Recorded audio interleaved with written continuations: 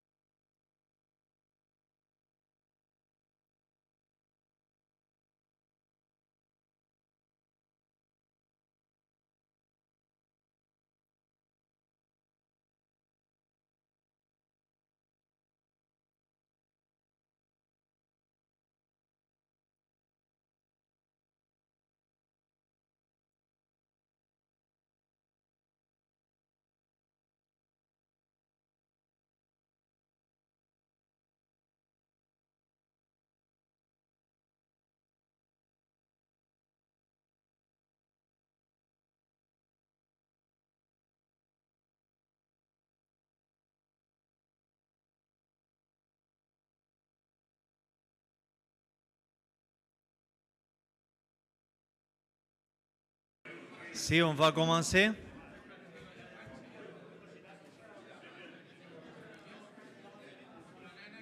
S'il vous plaît, on va s'asseoir, nos asentamos.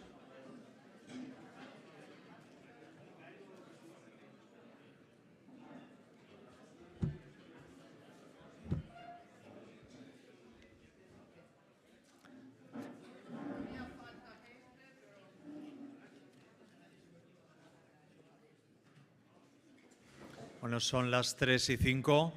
Si os parece, volvemos a comenzar. Simplemente os presento a la mesa inaugural. Por favor, silence. En primer lugar, tomará la palabra la presidenta de Afrucat, Montse Baró. Seguidamente, Ramon Armengol, presidente de Copacogeca. Carmel Módol, el secretario del Departamento de Acción Climática, Agricultura de la Generalitat de Cataluña, y acabará la cloenda, el cierre de esta inauguración, la Simona Caselli, la presidenta de Arefel. Damos la palabra a la Montse Baró, presidenta de Afrucat.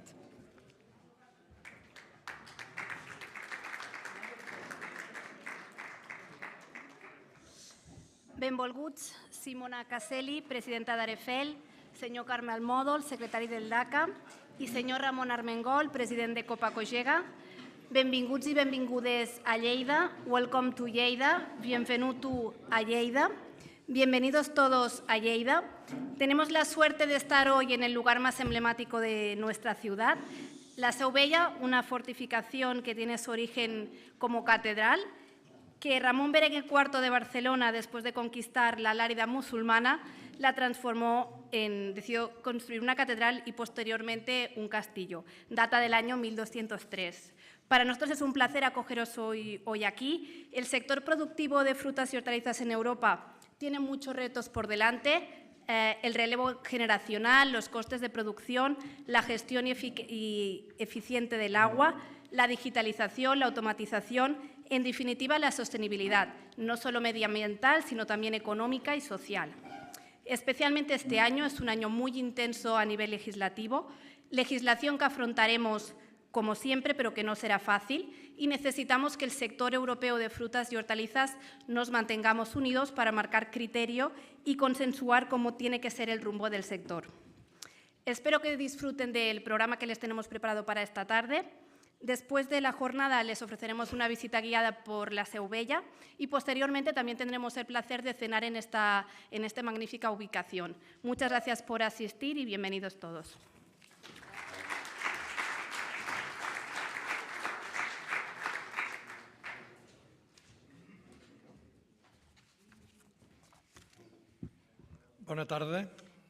Buenas tardes a todos. Un placer. Gracias a Simona por la invitación. La primera vez que me dirijo públicamente en mi ciudad, al lado de casa, representante, con lo cual me satisface muchísimo estar aquí y representar pues, la voz de las cooperativas, los agricultores europeos. Hay prevista, me dicen que hable un poco 5 minutos del tema de la PAC.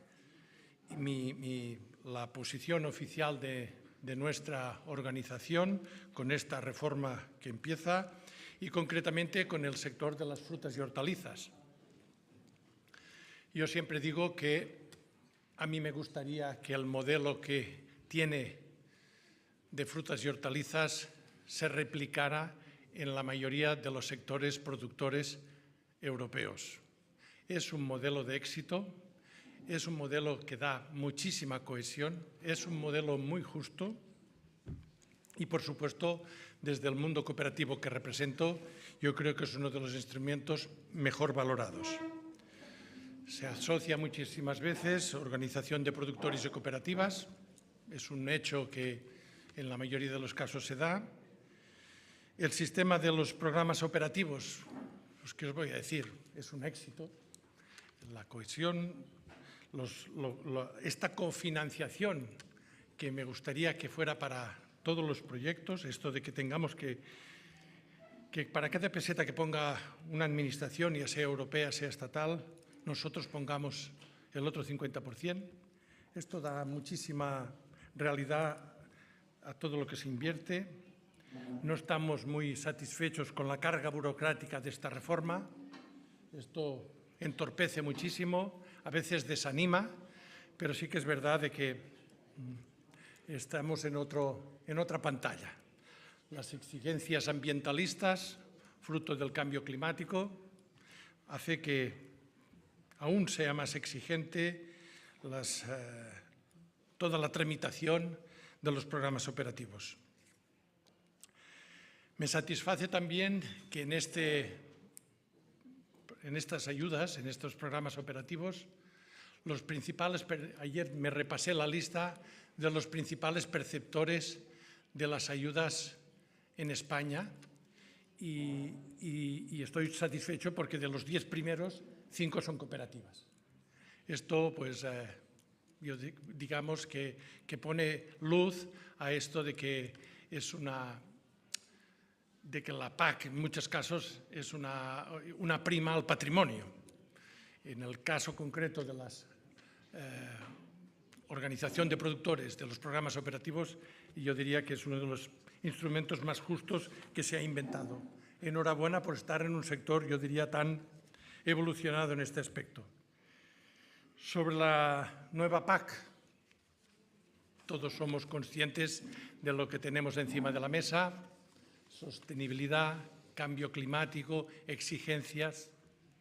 ¿Qué les voy a contar de todo? No quiero ser el pesimista de la fiesta, pero sí que muchísimas veces desanima el gran desconocimiento que hay de la realidad, de nuestro trabajo, de lo que hemos avanzado. Parece que empezamos de cero. Digan, no empezamos de cero. Nuestro trabajo ha sido constante, nuestra evolución ha sido año tras año. Y estos compromisos que ahora se nos reclaman, a veces nos hacen enrojecer. Hacemos las cosas muchísimo mejor de lo que nuestros gobernantes o nuestra sociedad cree. Por lo tanto, otro frente que tendremos que ir hablando. Y luego, pues, está el tema de la coyuntura, ¿no? El tema de los incrementos de costes que hemos tenido que padecer este sector. Todo el mundo es consciente de lo que ha supuesto. Hoy yo estoy convencido de que la inflación, el precio de los alimentos durante una temporada larga va a permanecer alto. Esto es fruto de que nuestros inputs y nuestros costes de producción se han incrementado. Si la gente, si nuestra sociedad quiere comer, y en esto estamos, tendrá que pagar un poco más por nuestros productos en general. Y nada más. Luego nos vemos en la mesa redonda y hablamos de los plásticos. Muchísimas gracias.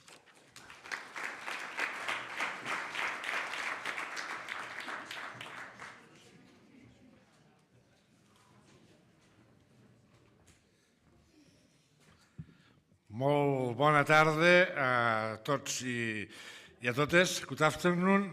Bienvenue a Lleida, a Mont de Village. Yo lo que os he de primero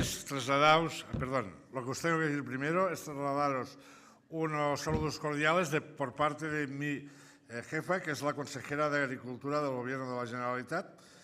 Decimos de Agricultura todavía en el sector, aunque realmente es la consejera de Acción Climática, Alimentación y Agenda Rural. Todo el paquete de medio ambiente, agricultura, alimentación, energía, agua, residuos, en Cataluña está en una única organización.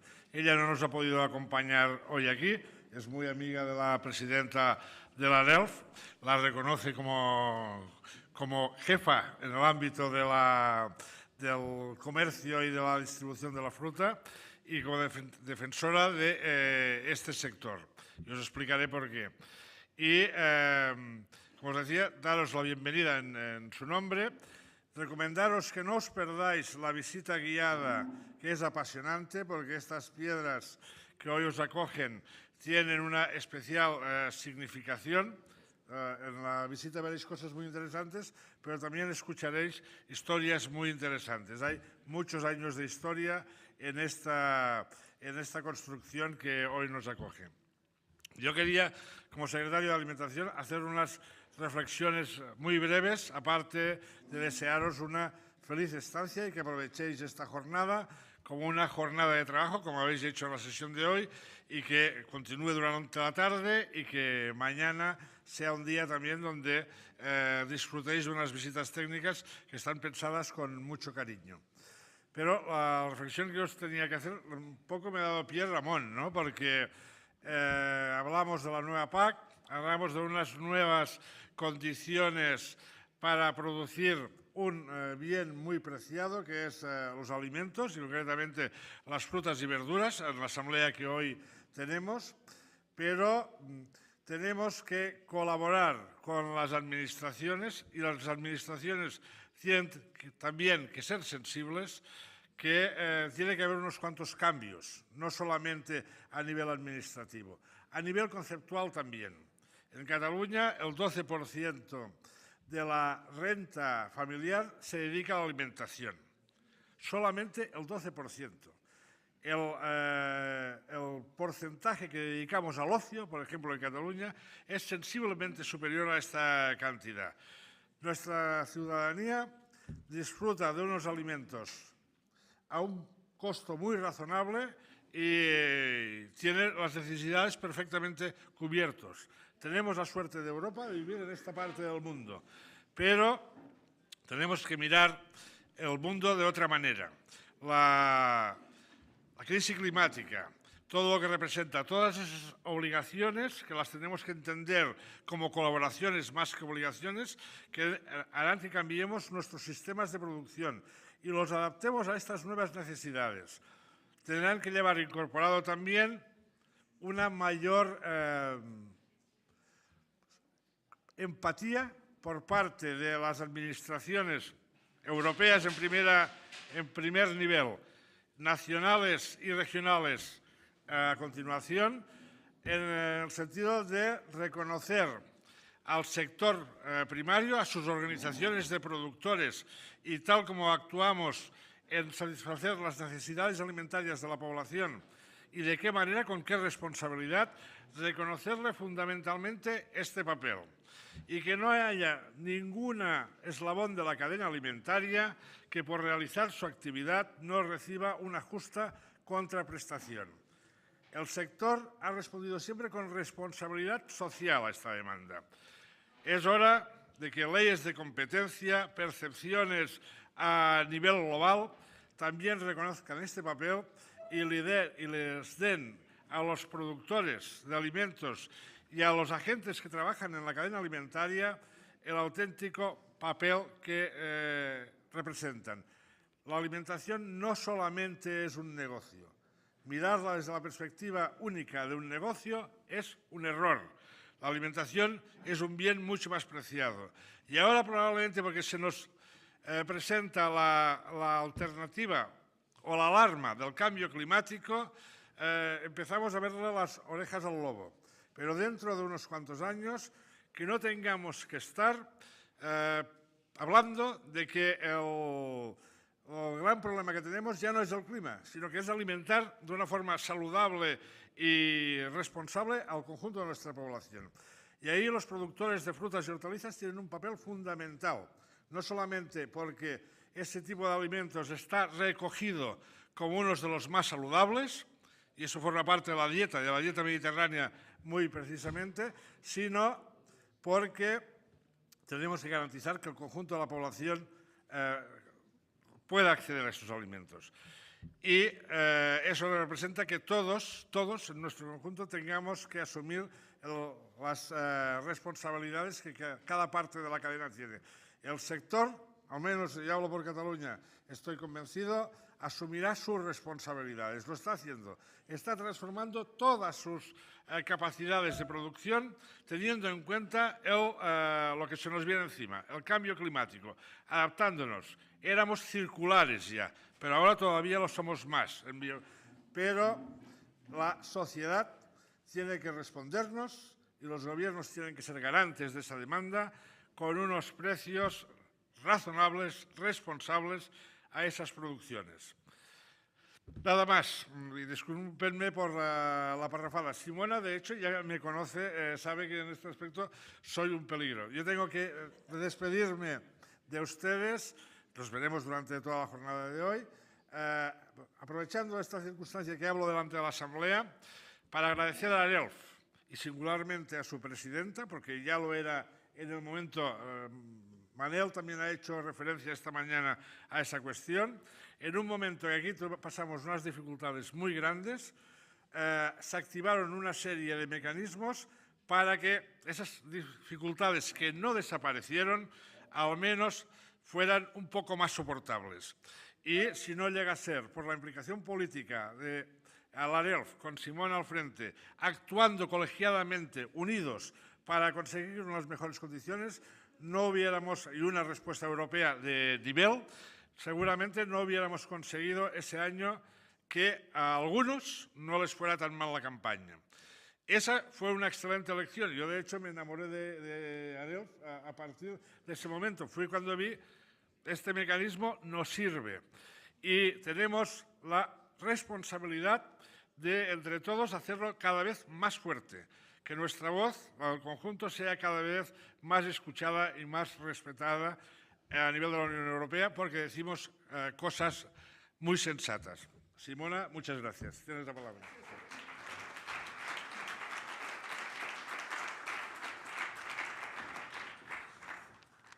Gracias, Carmel, Ramón. Y naturalmente, gracias a Monse, porque yo sé que ustedes han trabajado muchísimo para organizar aquí nuestra asamblea, que ya creo que sea muy importante, como se ve por el resultado, la gente, tuvimos que poner más sillas. Es que, sobre todo, los contenidos, ¿no?, que hemos tenido hoy. Ora voy a hablar italiano.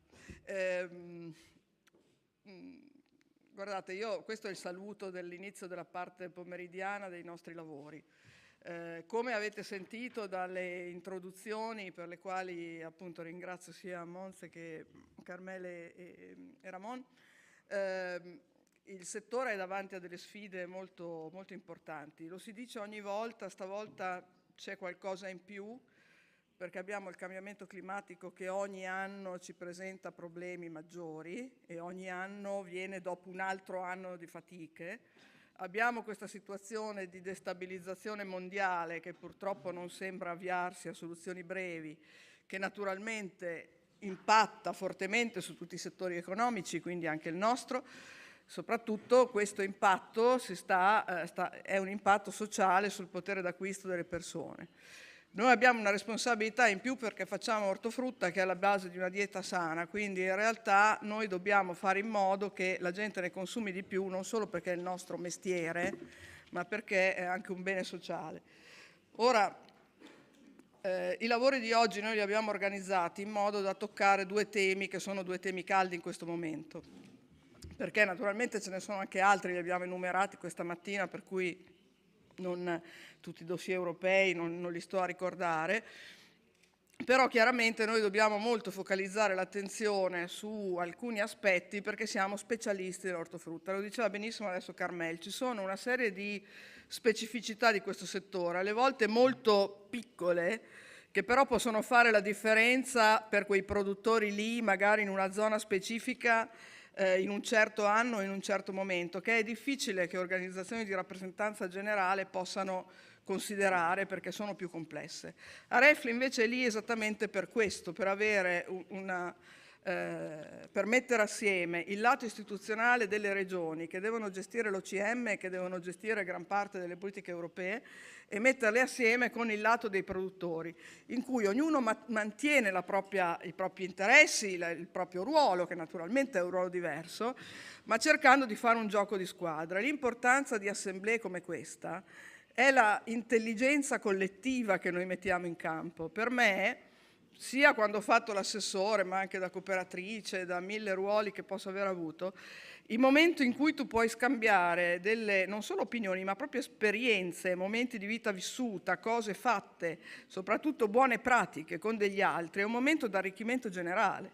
Tante teste pensano meglio di una testa sola, se lo si fa ordinatamente. Quindi questo è estremamente importante, perché dalle esperienze fatte in Spagna su alcune forme di irrigazione di precisione, da alcune esperienze fatte in Emilia-Romagna, prima nell'intervista con Manel citavamo il tema della cimice asiatica, come noi ci siamo trovati in questa catastrofe e come siamo riusciti in un qualche modo a cercare almeno di provare a rimediare, cioè il fatto che qualcuno di noi abbia avuto delle esperienze particolari fa sì che tutti gli altri ne possano beneficiare. Le grandi esperienze, per esempio, nel marketing o nella vendita che hanno i nostri colleghi olandesi, molte specializzazioni che ci sono in Francia, per esempio sulle modalità di come presentare i prodotti, eccetera, eccetera. Cioè sono tutte cose che permettono qua dentro, conoscendoci tra di noi e avendo quindi una modalità più diretta di interagire, di fare cose insieme. Per non parlare poi dell'innovazione, cioè gran parte dei problemi che abbiamo citato oggi si risolvono solo con l'innovazione, la quale innovazione, questo è un concetto che io ripeto fino alla noia, mi scuso, ma ci credo perché è vero, l'innovazione in un settore agricolo come quello che abbiamo in Europa, che è un settore di imprese estremamente parcellizzate e piccole, si risolve solo con l'aggregazione, con le forme organizzate. Se abbiamo delle forme organizzate, delle OP, delle cooperative, allora l'innovazione la riesce a fare, la riesce a portare lungo tutta la catena, a cominciare dal primo passaggio. Altrimenti, con il livello di innovazione che ci è richiesto dalle forme di agricoltura di precisione, irrigazione di precisione, negli altri settori, la zootecnia di precisione, eccetera, non gliela si fa se non si è organizzati. Quindi questo è un grande punto di organizzazione, dove chi deve amministrare delle risorse europee dialoga con chi queste risorse europee può finalizzarle al meglio. Tra l'altro noi abbiamo scoperto, perché abbiamo fatto un lavoro sui primi 20 anni dell'OCM con il nostro libro bianco, che la politica dell'OCM è la politica in assoluto più efficace nel rapporto spesa-beneficio tra le politiche fatte a livello europeo. E questo lo possiamo dire perché siamo poi il settore che la sta applicando di più, poi c'è l'olio, ci sono le api, c'è il vino, però diciamo che la modalità con cui si applica in ortofrutta è veramente una modalità estremamente evoluta. Poi sappiamo, e ne parleremo nel primo panel, che la nuova PAC ci richiede dei piani operativi anche più complessi, anche più sfidanti, alle volte anche preoccupanti, però sappiamo anche che all'altezza della sfida il nostro sistema organizzato c'è. Naturalmente quello che in questa fase è abbastanza importante sottolineare è che noi abbiamo davanti questo cambiamento climatico che ci dà queste difficoltà e che, anche se non lo si dice esplicitamente, forse come settore lo dovremmo dire più esplicitamente, l'inflazione è dovuta anche molto al cambiamento climatico, ragazzi, perché c'era già prima che cominciasse la guerra. In questo senso la guerra ci ha dato un grosso shock sulla parte energetica, diciamo, della questione, però senza la parte energetica il cambiamento climatico stava già provocando inflazione per riduzione dei raccolti dappertutto. Quest'anno l'Argentina ha appena detto che fa il 15% in meno di mais, ce l'ha già detto. Quelli sono i granai del mondo, no? Se tu hai un problema nei granai del mondo, dopo diventa veramente un problema di tutti, visto che il mondo ormai è globalizzato. E questa questione del cambiamento climatico è una questione che sta colpendo l'inflazione. Sappiamo che l'inflazione è una tassa socialmente odiosa perché colpisce di più chi ha redditi più bassi, poi di fatto. Quando è un'inflazione sul cibo è un problema ancora più grave perché la gente deve mangiare. E quindi diciamo che c'è molta pressione sul nostro settore e che al tempo stesso, mentre siamo all'interno di questa difficoltà, ci viene richiesto di alzare enormemente gli standard in Europa, talvolta promettendoci degli obiettivi oggettivamente non fattibili. Quindi è su questo crinale difficile che noi dobbiamo lavorare, che da un lato è indubbio che bisogna cercare di essere più circolari, di migliorare tutto, di introdurre i maggiori livelli di innovazione possibili. Dall'altro non si può pensare di introdurre dei sistemi che spiazzano commercialmente la produzione europea rispetto a quella di altri paesi, o che ci mettono addirittura nella condizione di non produrre, perché alcune proposte su alcuni dossier europei possono creare un serio problema produttivo all'Europa. Allora, è qui che noi dobbiamo cercare di usare il nostro equilibrio, un equilibrio che ci viene anche dalla natura stessa di AREFL. L'altro panel di oggi invece lo dedichiamo alla parte del packaging, perché c'è questa direttiva che ha degli aspetti estremamente precisi che riguardano il nostro settore, in particolare con una previsione. Il nostro settore è molto circolare già nel packaging, come dicevamo stamattina, però tuttora ha bisogno soprattutto della plastica sottile, riciclata finché volete, eccetera, eccetera, però al momento l'idea di poter fare a meno di imballare l'ortofrutta fino a 1,5 kg è un'idea non fattibile, che credo derivi da qualche campagna di chi pensa alla borsina a rete per portare un po' di mele, ma voglio dire, chiunque sappia come funzionano le pere sa benissimo che le pere sono delicatissime e estremamente difficili da maneggiare e da mantenere in buone condizioni. Per cui io credo che anche lì siano approcci che derivano da una semplificazione estrema, magari da campagne che qualcuno fa anche meglio di noi. Quello che io vorrei che non passasse è una cosa che purtroppo ieri è stata detta nella Commissione Agricoltura del Parlamento Europeo. Ieri un funzionario della DG Sante, che si sta occupando del dossier dei pesticidi, in mezzo al Parlamento Europeo e alla Commissione Agricoltura ha detto che l'agricoltura europea non è sostenibile, che è una frase incredibile, no? Se ci pensate. Cioè è una frase da un lato incredibile e dall'altro inaccettabile, nel senso che è incredibile perché è generica, è immotivata, la nostra è indubbiamente l'agricoltura più sostenibile del globo e questo lo dicono tutti, poi dopo che il globo magari possa fare complessivamente dei passi avanti va bene, però quello europeo è considerato il modello più avanzato, non è che possiamo scordarcela questa cosa, abbiamo il livello di norme dal punto di vista anche della salute più alto del mondo. Quindi che qualcuno si permetta di andare in mezzo alla Commissione Agricoltura del Parlamento Europeo a dire che l'agricoltura tutta non è sostenibile è un'affermazione stupefacente. Poi mentre la Commissione sta definendo che cos'è la sostenibilità, tra l'altro, no? Quindi siamo veramente... Però questa cosa non può passare nell'opinione pubblica. Allora il punto vero è quello che prima diceva anche Ramon, cioè non ci viene riconosciuto quello che facciamo.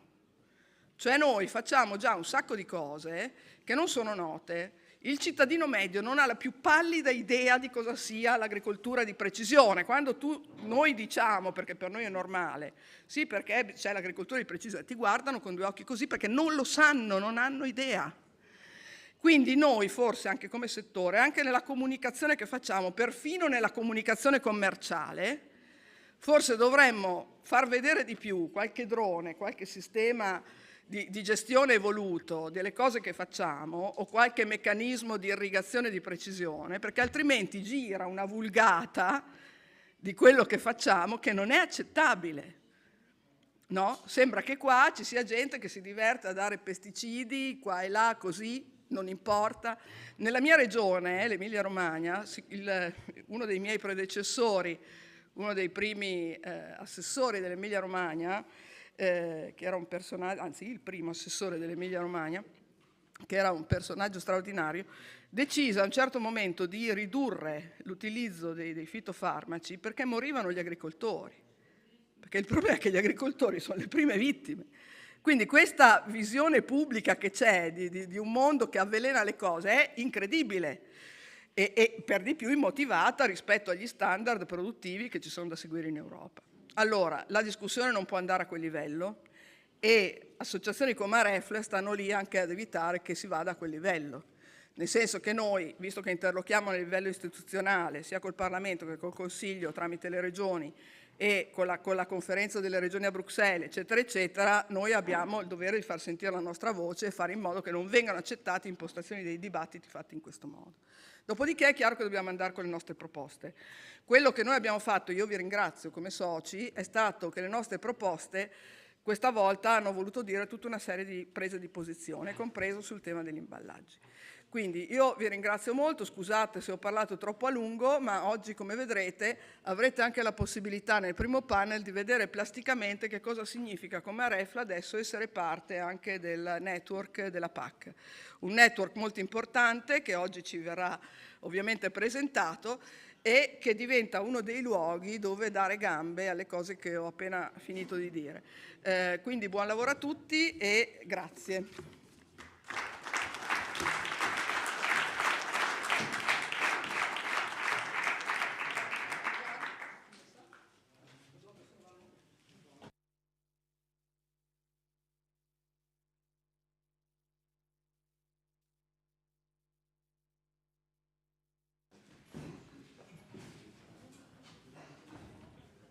Ahora tengo solamente que introducir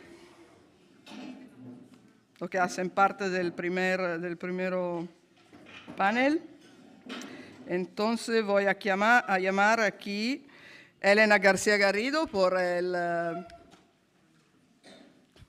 Elena, allá. Elena representa el network de la PAC y tenemos en este panel naturalmente la conexión en remoto de la Comisión Agri. Je ne sais pas si y a Luc Barlotier là ou qu'est-ce qu'on aura. Et on va commencer avec Barlotier alors. On va faire le passage visio. Ah, très bien. Luc, bonjour. Bonjour, Luc, merci. C'est très beau de vous revoir. Il aurait été bon aussi de vous avoir ici à Leida, naturellement. Vous voyez la salle. On est naturellement beaucoup. Et on commence avec vous la discussion qu'on a dans notre parti dédiée à l'entrée en vigueur de la nouvelle politique agricole et en particulier de l'OCM. Nous rappelons une intervention que vous avez faite l'année passée à Trento, très intéressante, qui a été très appréciée par nos membres. Et je crois qu'aujourd'hui, ça va passer la même chose. Ainsi que je vous donne la parole immédiatement et merci pour être avec nous. Merci pour votre invitation. Et malheureusement, je n'ai pas pu venir en Espagne pour faire cette présentation. Cependant, je vous ai envoyé. Je ne sais pas si vous m'entendez parce que j'ai en même temps la traduction.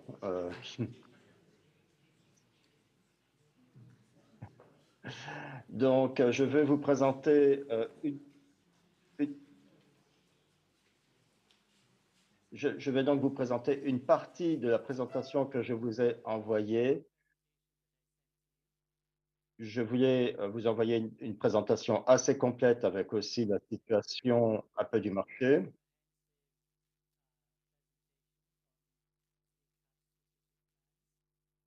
Mais je vais donc me focaliser donc sur les nouveautés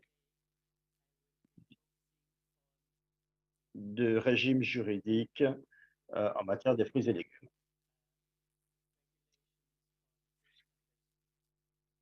Donc, je ne vais pas vous présenter les slides 1 jusqu'au slide 19, qui sont donc des slides se référant au rapport annuel fruits et légumes qui nous ont été transmis par les États membres en 2021. Donc, vous pourrez donc les lire attentivement. C'est assez instructif sur le secteur des fruits et légumes en 2021 et sur les dépenses, sur l'organisation du secteur en matière de fruits et légumes. Je vais donc présenter directement, je vais donc présenter directement le régime juridique qui a donc été largement modifié en 2021 avec donc l'inclusion des programmes d'aide fruits et légumes qui étaient donc régis en vertu de l'OCM et qui sont maintenant régis par le règlement sur les plans stratégiques.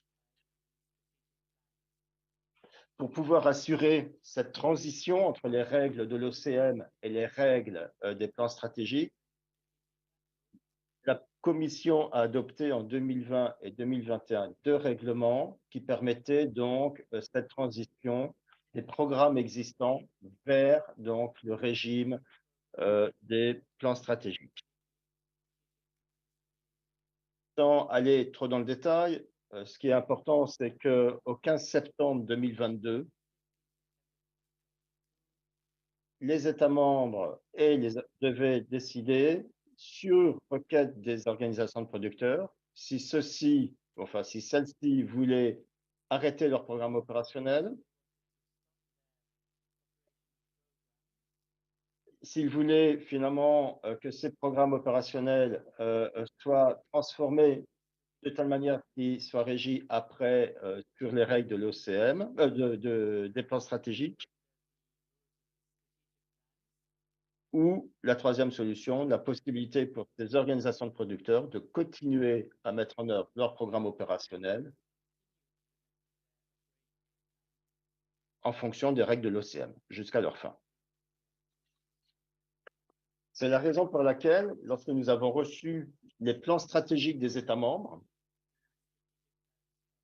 et que ces États membres devaient nous notifier combien de programmes opérationnels seraient régis en fonction des règles des plans stratégiques,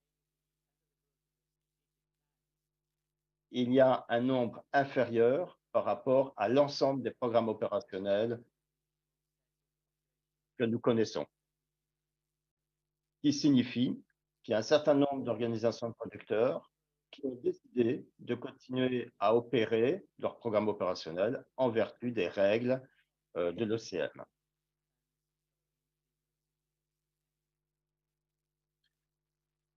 Donc, comme je l'ai rappelé, nous avons transféré le régime d'aide fruits et légumes qui existait sous l'empire du règlement de l'OCM dans le carcan juridique du plan stratégique. Ce faisant, il y a une sorte, je dirais maintenant, de boîte à outils complète à la disposition des États membres pour finalement orienter les fonds financiers, je veux dire, orienter les fonds vers leurs priorités et vers les objectifs qu'ils veulent atteindre. Et pour ce qui concerne donc les organisations producteurs, il y a toujours cette possibilité d'utiliser les fonds opérationnels et les programmes opérationnels tels qu'ils existaient auparavant, avec quelques changements cependant. Alors, dans les plans stratégiques que nous avons, il y a 3 États membres qui n'en ont pas présenté parce qu'il n'y a pas d'organisation de producteurs reconnue au niveau national, donc il n'y a pas d'obligation de mettre en œuvre, je dirais, les interventions sectorielles fruits et légumes. Il s'agit de 3 États membres, le Luxembourg, Malte et l'Estonie.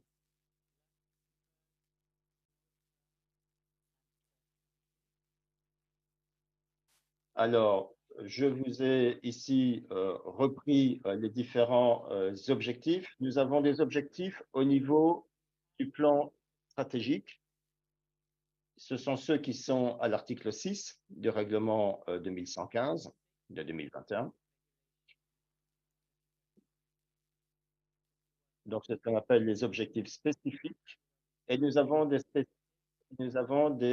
objectifs sectoriels qui sont listés à l'article 46 du même règlement.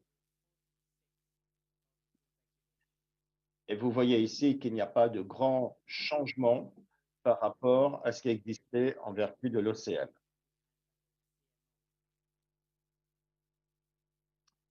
Il y a cependant deux objectifs qui sont nouveaux. La première, c'est l'augmentation de la consommation des fruits et légumes. Donc, il y a un certain nombre de types d'interventions qui pourraient être mises en œuvre par les organisations de producteurs pour atteindre cette augmentation, pour atteindre cet objectif concernant l'augmentation de la consommation. Un type d'intervention qui pourrait être utilisé à cette fin, c'est par exemple la promotion. Et l'autre objectif qui est nouveau, c'est l'amélioration des conditions de travail et des conditions en matière de sécurité et de santé des employés des organisations de producteurs. Donc ça aussi, c'est un objectif important. Pour cet objectif, on se réfère à 3 directives. Il y en a une qui est assez ancienne, qui date de 1992. La deuxième, je crois que c'est 2012, et la troisième, c'est de 2019. Vous savez que les directives, ce sont des outils juridiques qui imposent aux États membres de transposer dans leur législation nationale les objectifs et les conditions contenus dans ces directives. Donc, les conditions qui sont déjà prévues dans les directives de 2012 et 1992, elles ont certainement dû être retranscrites dans les législations nationales, sinon il y aurait une infraction. Et la directive de 2019, on espère qu'elle a été mise en œuvre dans la plupart des États membres, puisque le délai de 5 ans n'est pas encore atteint.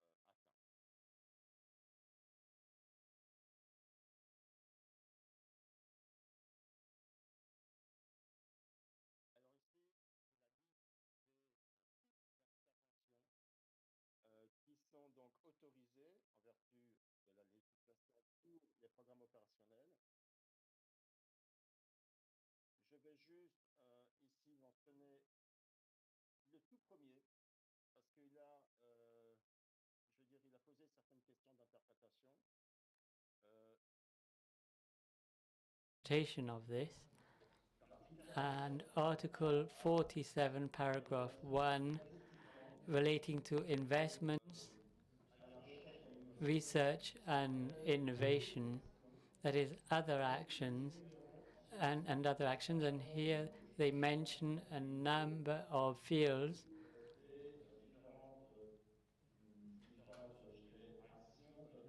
where you could implement different actions. And under this same line, we have 3 types of interventions: investments. We have, on the other hand, research and innovation, and then we have another category that is that of other actions. So this opens the door to producer organizations to plan other actions other than those covered by Article 47.1. Now, as for other interventions that you see on the list, they would typically be the interventions that we already had under CMO, and there haven't been any major changes.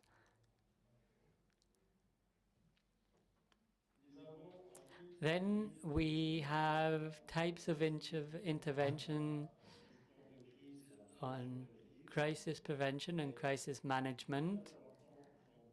These interventions are listed under Article 47, paragraph 2.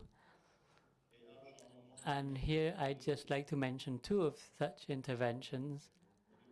The first on the list is setting up, filling and replenishing mutual funds. So they'll be financially supporting the creation or the setting up of mutual funds, which are, at the end of the day, administrative funds, also financially supporting these funds. And when these funds are used, they also support the reallocation of funds. What I'd also like to mention for fruit and vegetables, because it's new, even if I believe it won't be used by the sector, because it applies more for dairy produce and bovine meat, it's collective storage. So this is a new type of interventions for fruit and veg.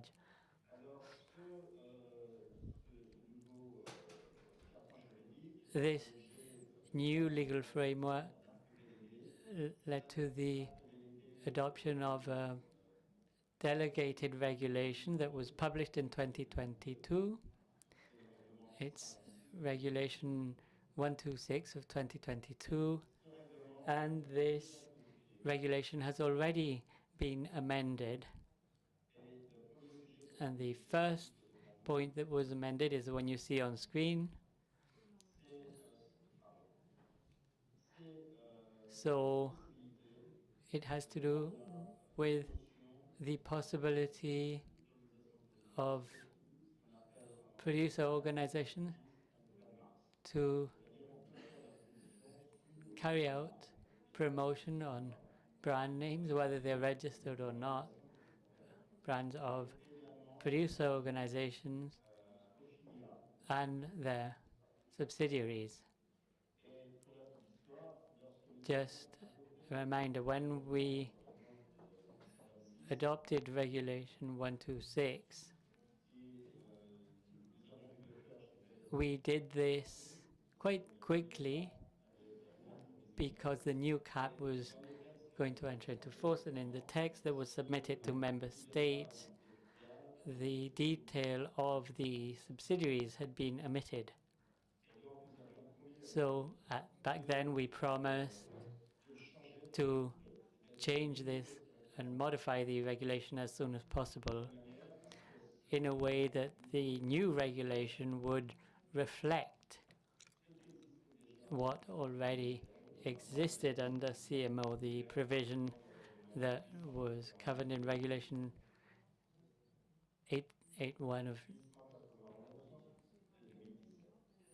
891 of 2017. Sorry. So we also took this occasion to bring further changes. The second change was guarantees that payments made through the operational program are reasonable. So member states and paying bodies are aware of this change because it was already in the CMO rules. And for us, it was important to bring back this condition of reasonable costs to counter artificial or exaggerated expenses on market prices. And on this criteria, there could be when there are audits carried out by the European Commission and member states if they detected unjustifiable expenses. So for us, vis-à-vis member states and the professional organizations, it was important to include the concept of reasonable expenses. Next, we also modified Article 22 to include an important element. As you all know, in some of the novelties that I will introduce in the new text, there is the obligation for producer organizations to spend 15% of their budget on interventions linked to environmental objectives with 3 actions, and 2% of their expenditure for interventions linked to research and innovation interventions. So there's this 15% and 2%, and they had to find a way of calculating this. I'll take a simple example. Let's take an investment. An investment can be guided and meet an environmental objective, but this same investment may also contribute to improve the competitiveness of a producer organization. So this investment meets 2 objectives. So how can member states calculate how much of this investment would contribute to environmental objectives and what percentage would contribute to the objective on competitiveness? So we wanted to have a simple regulation. So what we said in the delegated regulation was that when an intervention is carried out that responds to several objectives, one being environmental, then we would take all of the expense and it would be allocated to the environmental objective, and we would ignore the fact that another objective linked is that of competitiveness. This comes with 2 advantages. A, it's a simple regulation, and the second advantage is that this, at the end of the day, allows for producer organizations to reach this level of 15%. So this is an important improvement that we included in the regulation. Then the second point is that these objectives must be met within the framework of operational programs. Operational program is executed over a period going from 3 to 7 years. And here again we need to know if we look at how this contributes to the annual objectives or whether we calculate this at the end of the operational program. And what we said here was that it made much more sense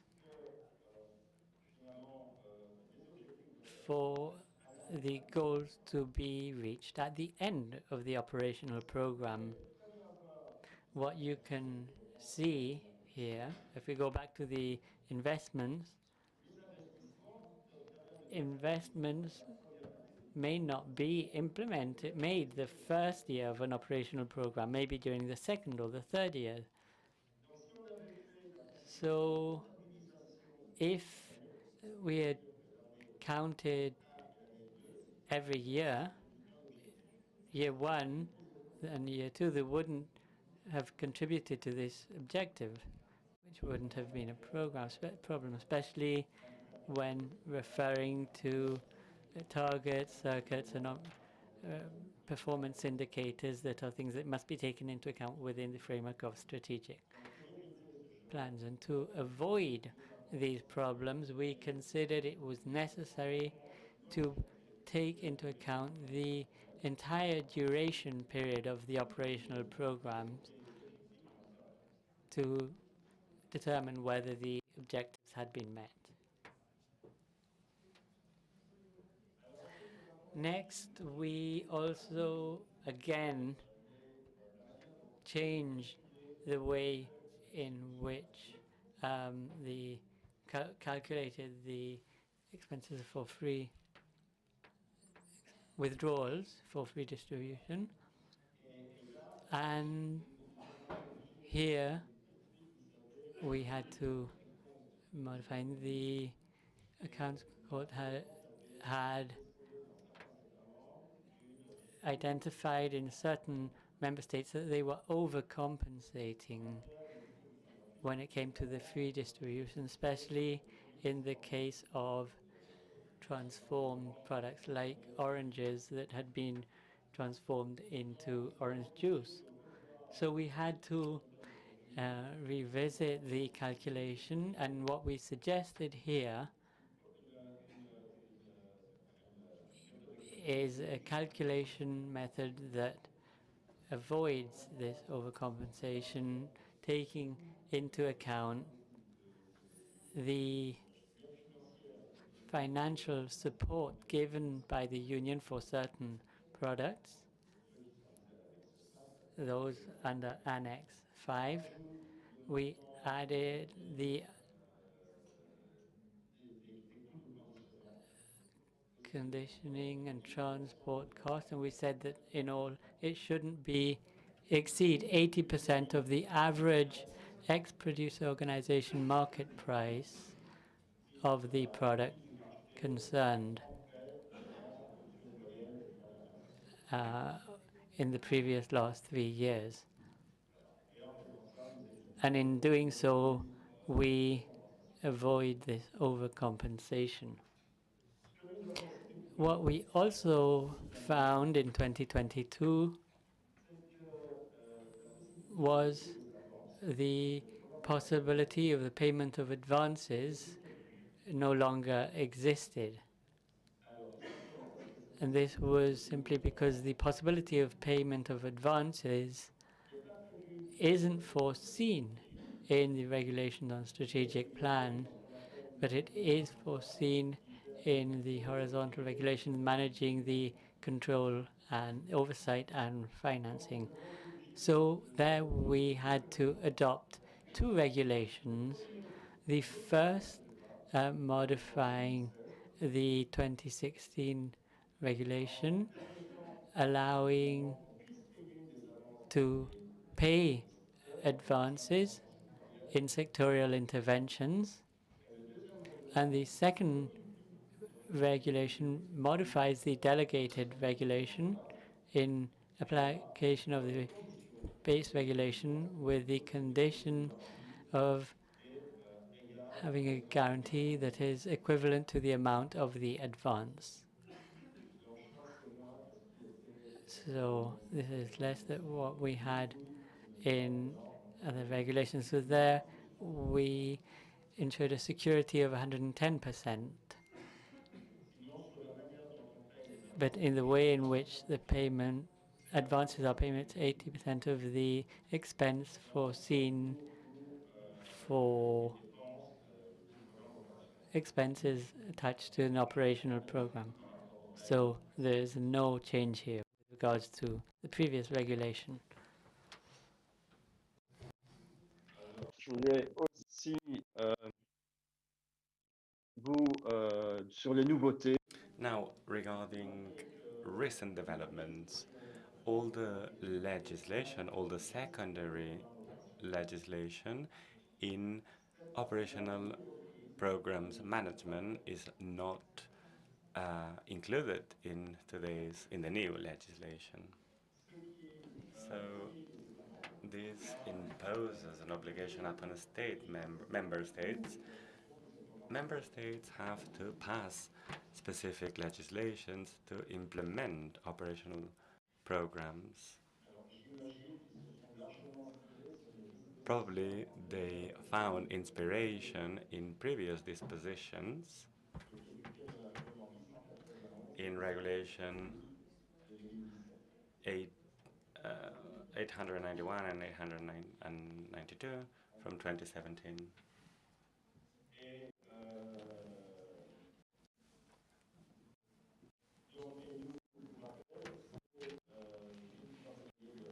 So again, delegated powers are limited by the Commission, so by member states. They were limited also during the dialogue process, which, as one could say, are a negotiation between the Council, the Parliament, and us as members of the Commission, but we have not been able to convince the legislator, the Parliament, and the Council to allow the adoption of legislative powers in operational programs management.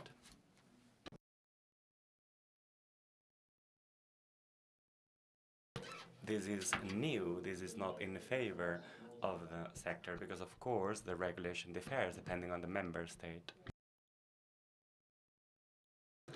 So, regarding other developments, OPs can expand between 3 to 7 years.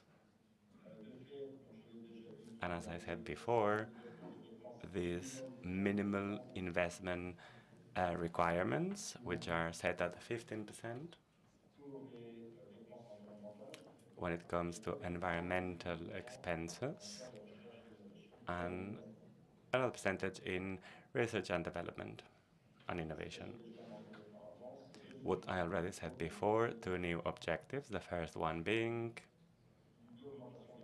an increase in consumption, and the second one, the improvement of hygiene and security, amongst others.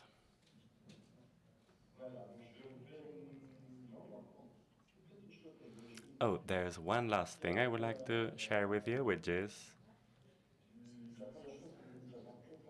that we have included the possibility of including a form of forfeit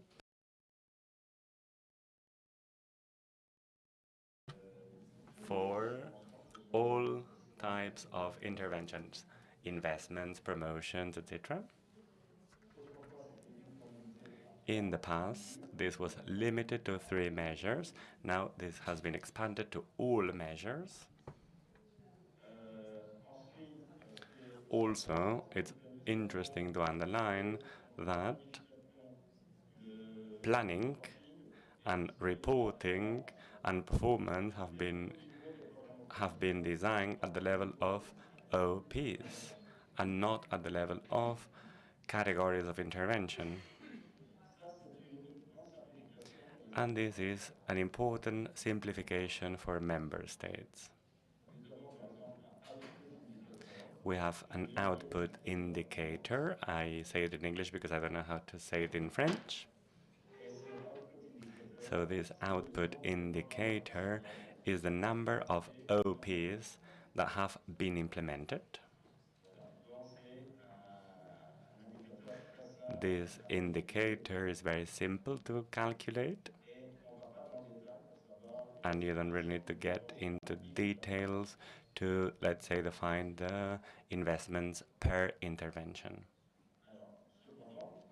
Nonetheless, this applies to output indicators, but it's not enough for us here at the Commission to be able to ensure a sound follow-up of the sector. The first part of the presentation, which I didn't share with you, is precisely based on the data that member states forward us with the annual report included.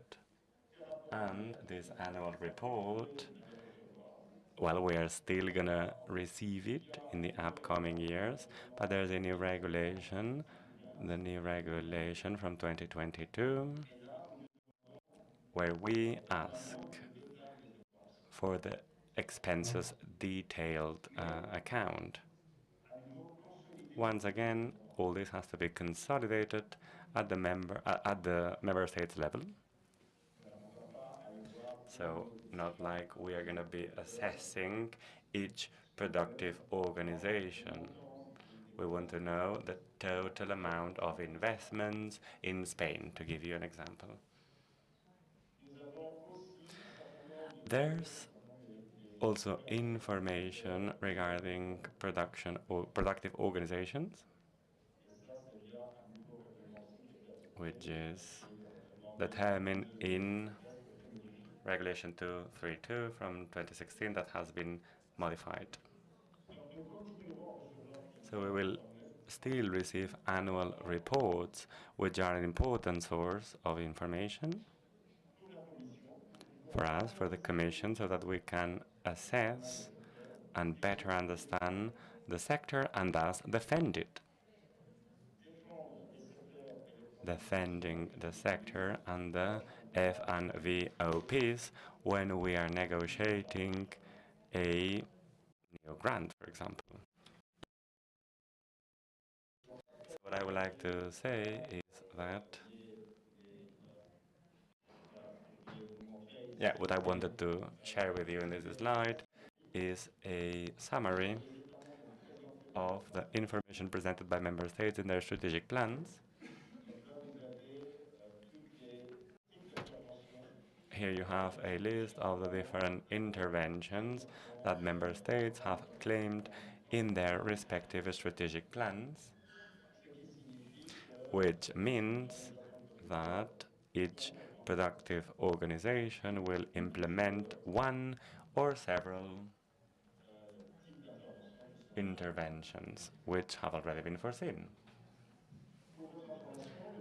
Also, we have already received the updated strategic plans. If my colleague Christine, who is also here with me online, if I'm not mistaken, we have already received 3 updates regarding the F&V industry. So as you can see, strategic plans are updated, are modified by member states in order to respond to the demands posed by the F&V sector. So this is the end of my presentation in a very summarized way, and we will be sharing much more information with you through the document that I have provided to the Secretariat of your organization.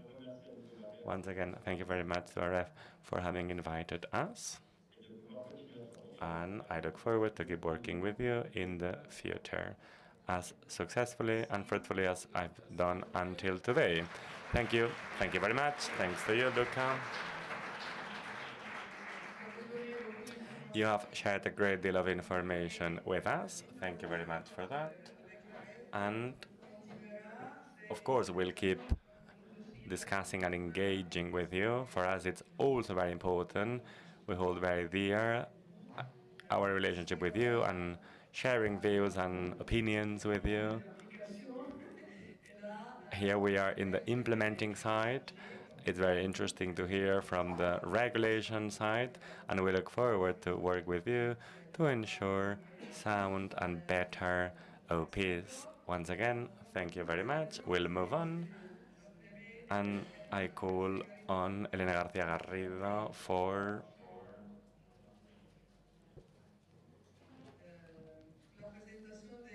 her presentation. And it seems there's a little interference. We're back. Elena.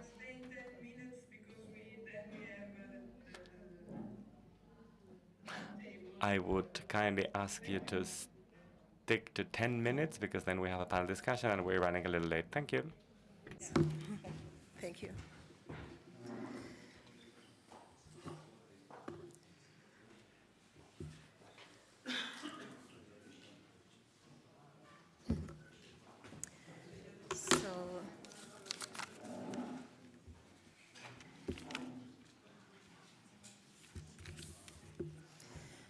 Hello, good afternoon, everyone. Apologize because I was in another conversation and I missed my introduction. So first of all, thank you so much. Can you hear me well? Yeah. So better. First of all, thank you so much for your invitation to attend this assembly today in Lleida, in Spain, and of the Assembly of European Horticultural Region, aggregating producer and producer organization of 10 countries all around Europe, as you know, good. So I would like to introduce in this presentation what is the European, the EU CAP network, la Red Europea de la PAC, and what are we doing in the scope of the new CAP 23-27. The EU CAP network is, I will explain a little bit. The European Commission set up the EU CAP network in line with the Regulation 2021-2115 just of the European Parliament and the Council, just to support the CAP strategies plan. I don't want to be very long in this area because the previous one, my colleague has explained a little bit. So the launch event was last October in Brussels, very interesting. And the EU CAP network brings together the stakeholders from the previous period, so the European Network for Rural Development, the EIP Agri with the operational groups, los grupos operativos, so useful and interesting tool just to increase in innovation, and also evaluation. There's help desk and welcome new stakeholders. Now everything is in the same umbrella, okay? The Pillar 1, Pillar 2, and Pillar 3, so well, as you already know, agriculture, environment, and rural development. So, EU CAP network supports the design and implementation of CAP strategic plan, innovation and knowledge from the EIP Agri, and evaluation and monitoring of the CAP. And now a very, very short overview, because Simona told me that I have not too much time. And anyway, this presentation in English and Spanish will be available for you later, so please use that in the best way as you want. Was launched for a fair, greener, and more performance-based CAP, ensuring sustainability agriculture. It's focused on mainly on smaller farmers and increasing the flexibility in the different countries. Also in the scope of the European Green Deal. Here I have included a link where you can find all the information about the European Green Deal and how the explanation of how CAP 23-27 is a key tool in reaching the ambition of the farm to fork strategy and also the biodiversity strategy and pesticides in the future and so on. Then, in the new CAP, so the main EU CAP network support the achievement and implementation of the objective of the CAP, of the new European Common Agricultural Policy, oriented toward social, environmental, and economic goals. As you already know, the new CAP has 3 general objectives, GEO1, GEO2, and GEO3.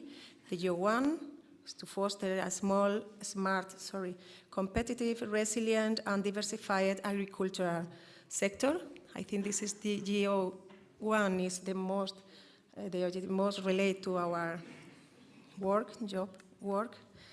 GEO2 is everything related to the environment and climate change.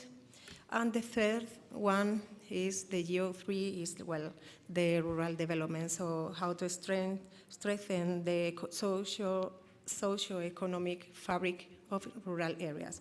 Each of these objectives, each one has 3 specific objectives. The college has explained in the presentation before. So having in total 9 specific objectives and 1 cross-cutting objective. Here you can see more detail. As I mentioned before, I prefer to spend more time in the activity that we are doing and developing in the EU CAP network. So focus on the GEO1. The 3 specific objectives are to ensure fair incomes for farmers, increase competitiveness, and improve the position of farmers in the food chain. And now going directly to what are we doing in the European CAP network, en la Red Europea de la PAC. It's really a network of networks, okay, of the national networks, regional, and also local networks. And this is very shortly explained what we are doing. So, 3 main activities: connecting people and encouraging colleagues from across Europe to learn from one another and to exchange their experience and their inspiration. It's just to know a little bit more about your work, what is happening. It was very interesting to listen before your presentation about what is happening in the farms, in the fields, in the food industry, in the food chain, with the retail sector, with the distribution sector, all this kind of thing, with the researchers, with the climate change, and the reality of the first sector primario. I don't know if the translation was good or not. So, second activity is developing knowledge, and third activity is sharing this knowledge. So, developing knowledge by providing a platform for networking. Okay, this platform tried to put in the same table all the stakeholders along the food chain. So producer, industries, researchers, retailers, importers, and DG Agri of the European Commission, just to give the different point of view and share experience, talk about barriers, challenge, opportunities, etc. Let's go to the in more concrete way. So about the networking, networking, we organize regional cluster meetings, the Atlantic one, Nordic, Baltic, etc.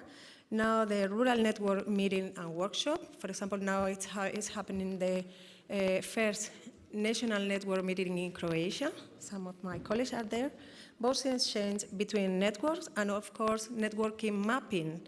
And I will explain a little bit more to you in 2 or 3 in the next slide. Developing knowledge. We organize thematic group and also workshops and sharing knowledge, working in publication, good practices, and all good practices, and also the, Rural Inspiration Awards. Let's go with the first one.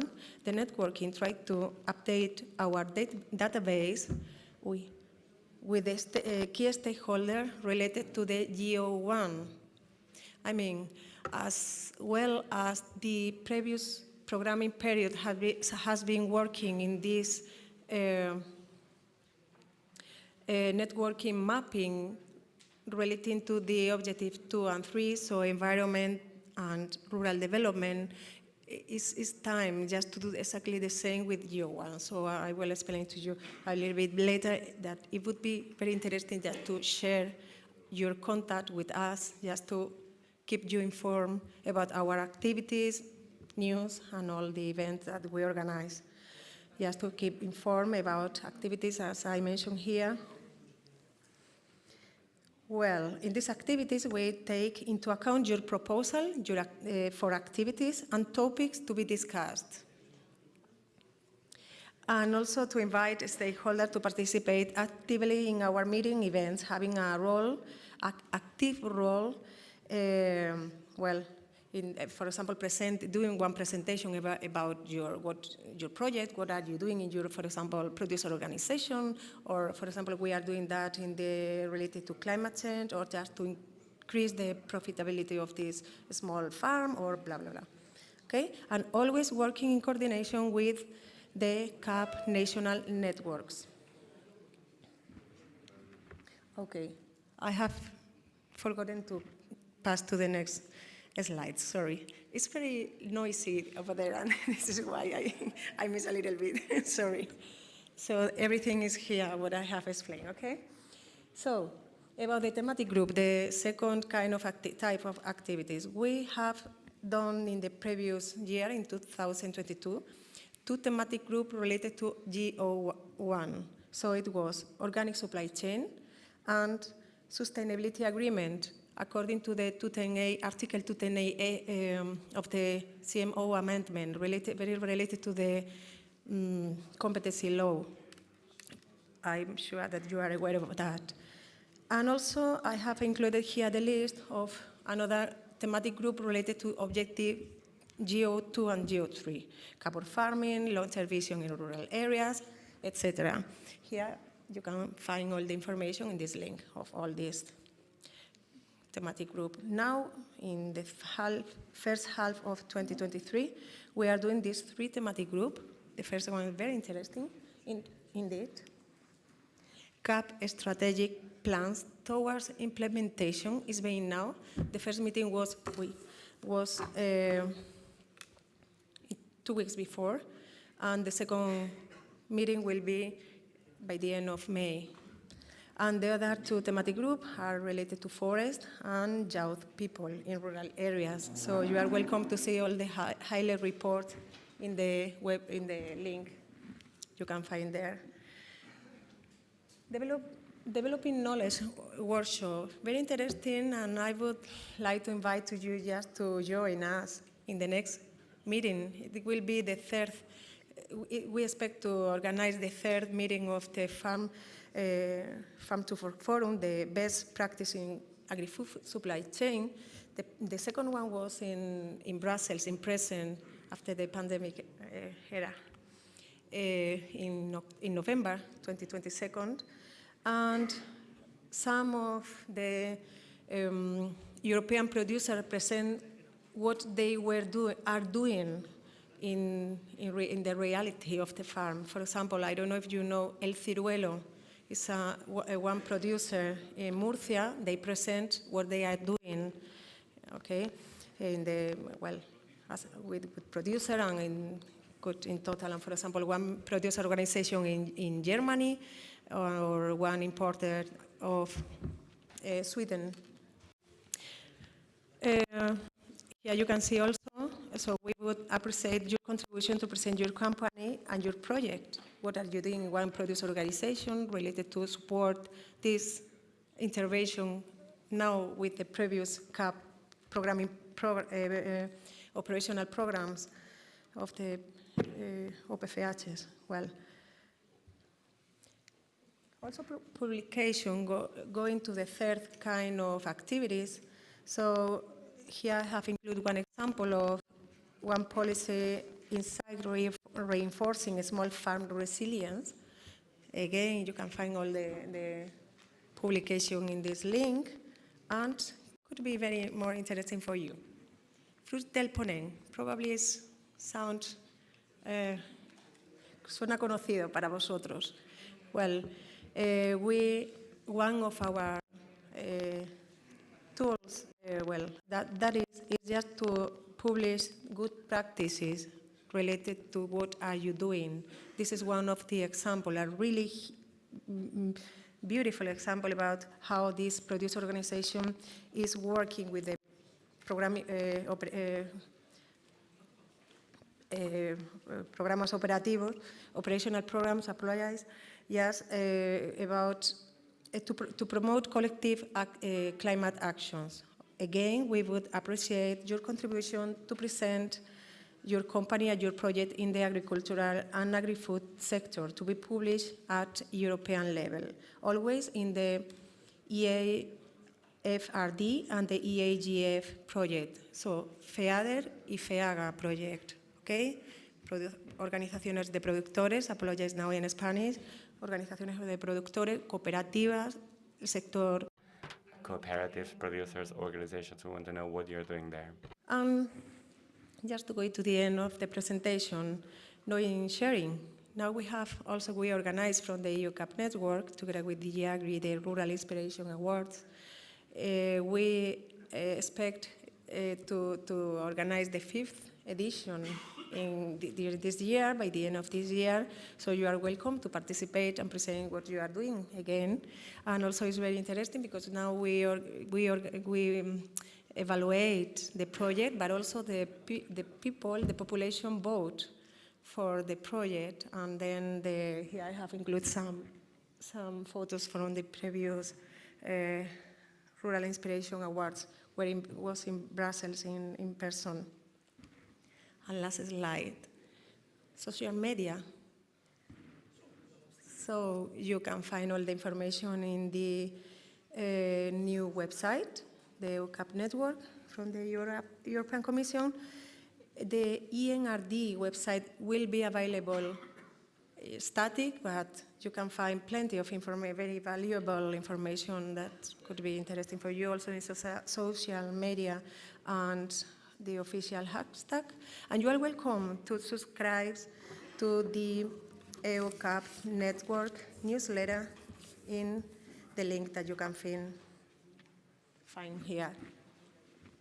Thank you for your attention. And then now, one thing more.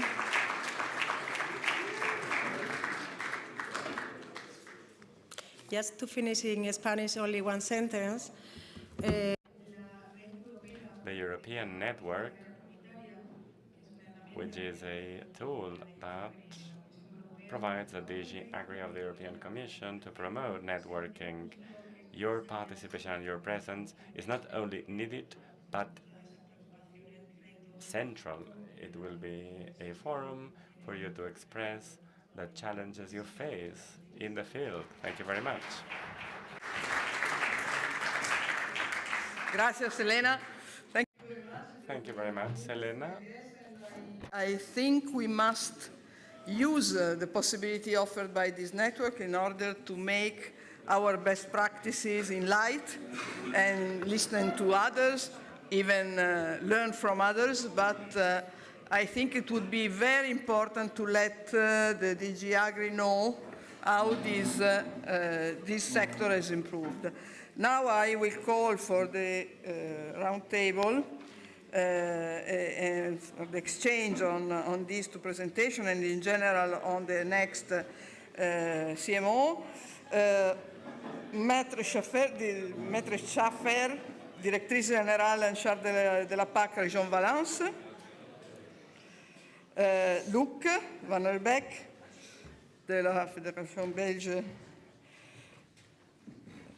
qui ici c'est un représentant VBT. A BBT representative from Belgium, and Johnny Castrom,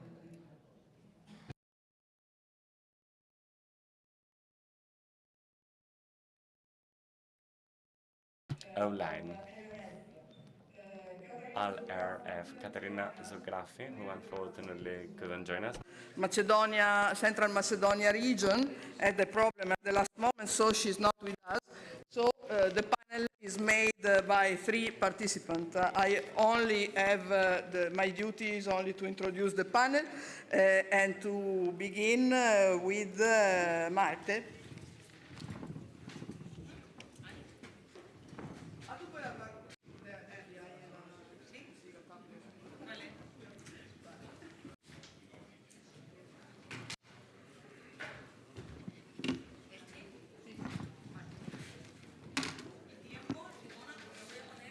Tenemos 20-25 minutos. So we have 20 to 25 minutes for this panel. And then we have someone joining us online from the European Parliament. Apologies, there is no microphone on at the moment.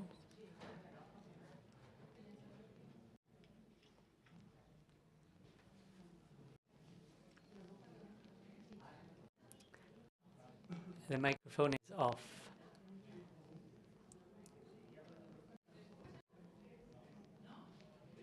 Apologies, but the interpreters are not able to hear. Well, I'll try sharing a new apparently the microphone isn't working. The interpreters are not able to hear.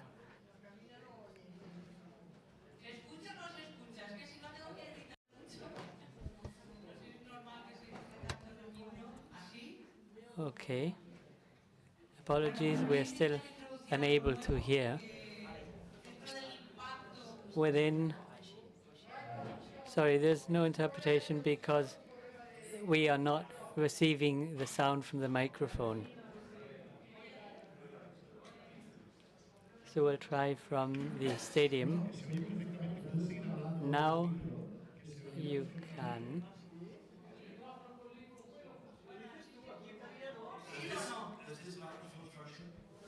Now it functions. You can take mine.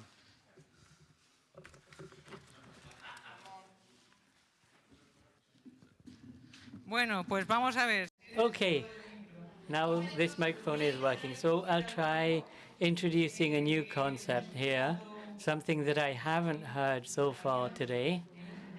And when looking at the impacts of the CAP in a region, the Valencian community, and I would also like to highlight how necessary it is. The Common Agricultural Policy is a large macro policy, and we need more flexibility and adaptability to the agricultural models in the territory. Without this,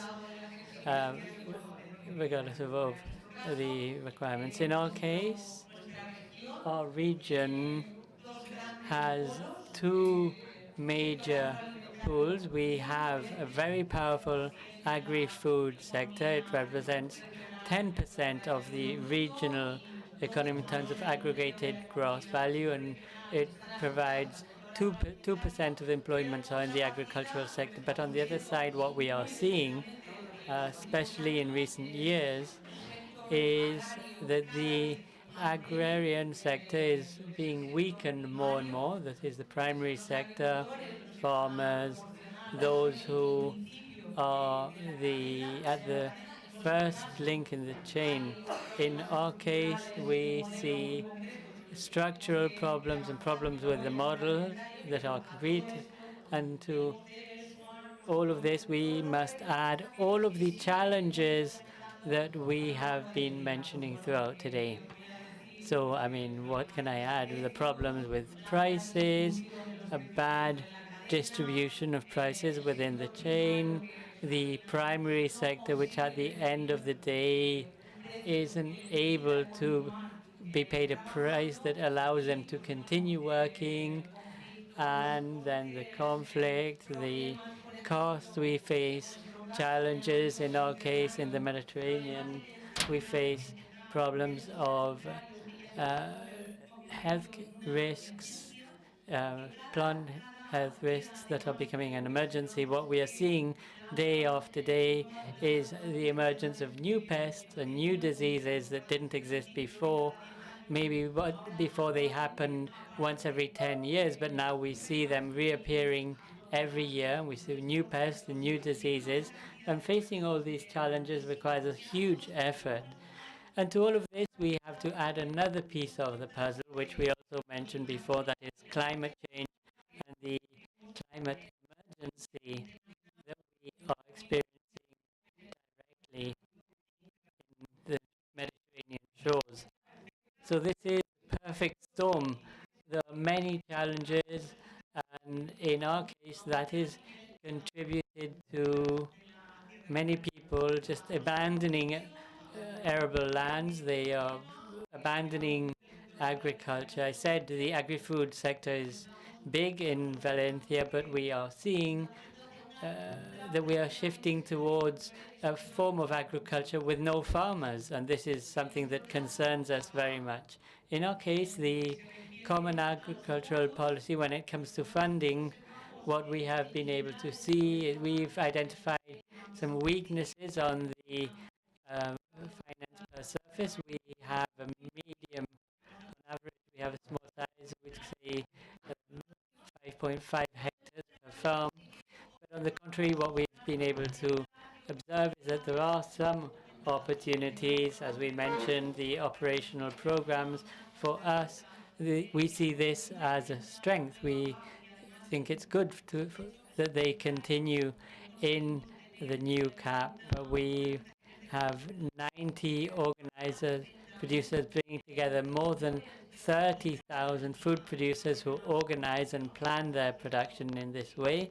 For us, this is an excellent opportunity in the new CAP, although it is also true that we have seen once again that the common agricultural policy and macro politics need to adapt to the reality on the ground. And in this regard, it would be necessary for operational programs and regulations to grant flexibility, even differentiated fundings based on the different challenges.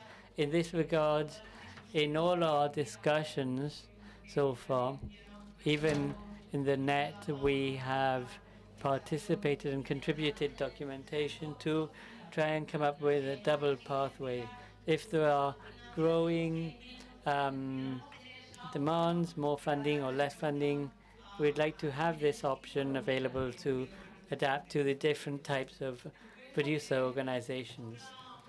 Another opportunity that we used in the previous period, in the case of FEADER, we thought that the support for organic farming was very interesting. In our case, since 2015, by then we had a long history of organic food production. We were pioneers in Spain, also at a European level as a pioneering region. And between 2015 and 2020, we were ambitious enough to include a budget for rural development. This budget stands at around 45 million euro, which has allowed for a 5% increase in arable lands used for organic. Sorry, moving from 5% to more than 20% in 2021 for organic farming. That comes with the good news. We have achieved a generational turnover with more women participating in organic farming, something that we had not seen in any other sector.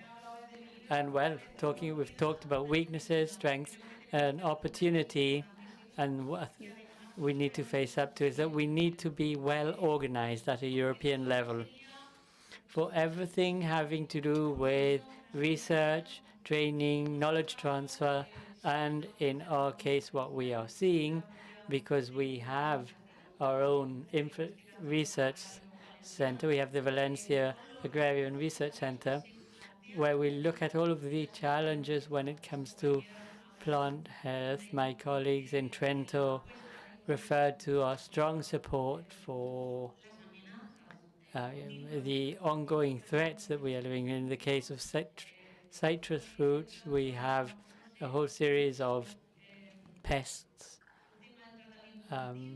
Also, cold processing for us. This was very important in the case of citric fruit. We started off with oranges, and we hope it'll be expanded because the huge efforts being made to deal with this health threat. Also because in our view, and this is a recurring criticism we hear in our region of the CAP, we want it to be a constructive criticism. At the end of the day, there are many more environmental requirements and of other sorts, which in our mind seem logical, but we need the CAP to be more than just funds. We need coherence throughout European policies, throughout all European policies in a transversal way. Otherwise, there will never be enough funds to cover the harm that comes from trade agreements that maybe don't respect all of the conditions, where there is no reciprocity. Therefore, we think it's important to count on research. So from the research that we are able to generate in our centers, that has to be the cornerstone when designing policies so that European agriculture in our territory is possible. It's not just agriculture. We're talking about food sovereignty here, and I think that should never be at risk, and I'll leave it at that.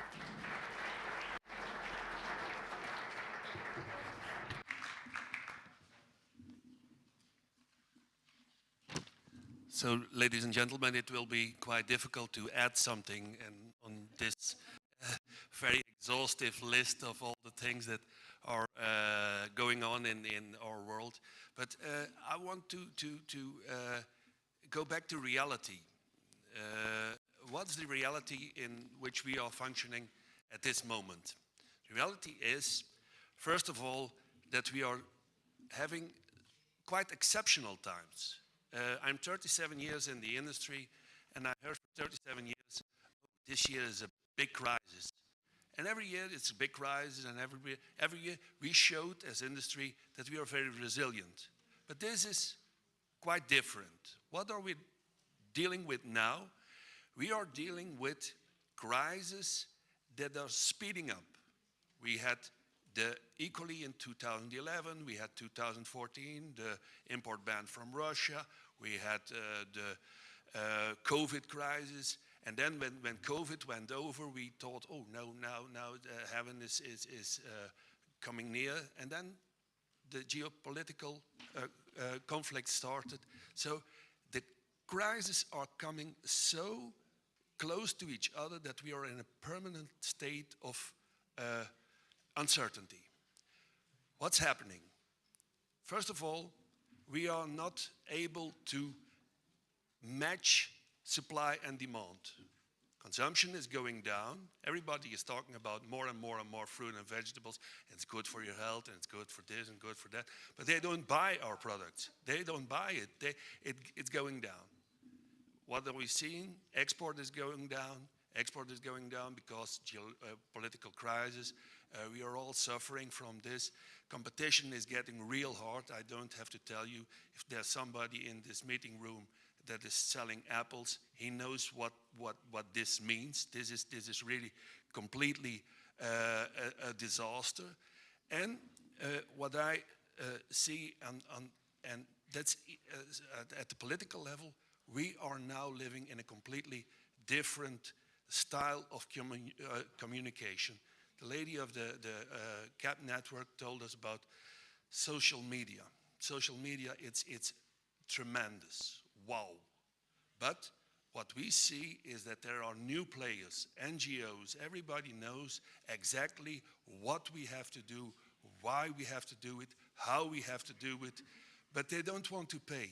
They are not paying us. So that's a new reality. You mentioned completely correct climate change, new diseases, new upcoming diseases. So the job is getting tougher and tougher. At the same time, we see, and I'm telling you, not something completely new, costs, energy costs, fertilizer, plant protection products, salaries. They are getting extremely expensive, and at the same time, we don't see our prices rise. So now I will stop complaining, because the more you complain, the more you have to explain. So I stop with this, and I want to say something positive. I heard Mr. Belletier, and we had reasonable tough discussions with him about administration, and that's also something that I'm experiencing 37 years. Every time we say a sector, if there's a new legislation, it has to be simplified. Simplification is key. We have to simplify. But we need this exemption, and we need that exemption. And we are 27 member states, so that the regulation is complicated. It's not only the mistake of Brussels. So we have to be positive about it. Next thing is, I think we are at the good side of history. Fruit and vegetables, quality product, healthy product, all those things are very positive. And we also an example in European agricultural policy with our producers' organizations and the important role that we get as responsible people in producers' organizations. It's of paramount importance. We have to be proud of this, also of the things we have done during the last approximately 30 years. So this is really key, and this is something to be proud of. It's a good system, but we can always do better. And now we are facing new challenges, Green Deal, Farm to Fork, and I think it's really our obligation to be positive in this. We have to do something for next generations. Farm to Fork, it's really key, and we have to do it. But if you want to remember 3 words from my speech, it has to be, first of all, realistic. Realistic has to do with time frames. You mentioned new diseases. The toolbox is getting smaller and smaller and smaller. We need an appropriate time frame. We need also the support of research, innovation, research stations, and we need also the support of the plant protection products industry. Those people are going to be key in this discussion. First of all, realistic. We need an appropriate time scheme. Secondly, affordable. I told you the reality is that all companies in the fruit and veg industry are under extreme pressure. Now you can put pressure on them to innovate and to do new things and to invest in extra money and so on and so on. It doesn't work. It has to be affordable. So that's also second key issue, realistic, affordable, and the third part is fair. I can't live with a system with the European farmers, European fruit and vegetable producers are producing by extremely high standards and importing from the rest of the world products that don't match those standards. So, to be short, first of all, we are living in exceptional times. Some people talk about polycrisis. It's coming from different sides. We are living in extremely uncertain times. We are happy to be on the good side of history, and we are dealing with a good system with CMO and producers organizations, and the changes have always to be realistic, affordable, and fair. Thank you. Excellent. Thank you so much for your intervention. Now, Johnny from the remote connection. Here you are. We can see you. I give you the floor. España. I will continue in English. Thank you very much for giving me the opportunity to have some comments here, and thank you for the presentations earlier on. My name is Johnny Kjellström, and I'm the director of the horticulture division here at the Swedish Farmers Association in Stockholm. As a small background, the fruit and vegetable sector in Sweden consists of only less than 2,000 companies, and we have around 14,000 employees in the sector, and the production is mainly in the south. Today we have only 3 producer organizations with operational programs, and we used to have 7. Another interesting thing is that the market share of Swedish products here in Sweden is 20% on cucumbers, apples, and tomatoes, but it's as high as 90% on carrots and strawberries. Like Luke, I will also try to be positive, but we are at the moment facing a very difficult situation, especially for the greenhouses due to the high electricity prices. And there has been no tomato production in Sweden at all this winter. And also there's a very difficult situation for apple growers, and that's mainly due to the Russian embargo. At the moment, we have a discussion with the Swedish authorities on the national implementing CAP regulation, and I would like to highlight some things from that discussions and what we think has to be done. And the 2 main things is higher farm incomes, that many has mentioned before, and sustainability. Competitiveness should not be depending on public support in the best of worlds, but in our sector is unfortunately necessary. And today we see higher margins for the supermarkets, but lower incomes for the farmers. And we also try to focus on how the fruit and vegetable sector can contribute to the European Green Deal and to the Farm to Fork strategy. And I would like to highlight some problems beside the high prices on inputs. The first one is the pesticide regulations. You know, climate change causes new plant pests in Sweden due to higher climate, and we need other pesticides. We're very worried about the SUR proposal that are now discussed in Brussels. Another worry we got is the waste directive, the PPWR. It would be difficult to phase out plastics before we have developed new materials. We need more R&D to do so. Another thing is food security.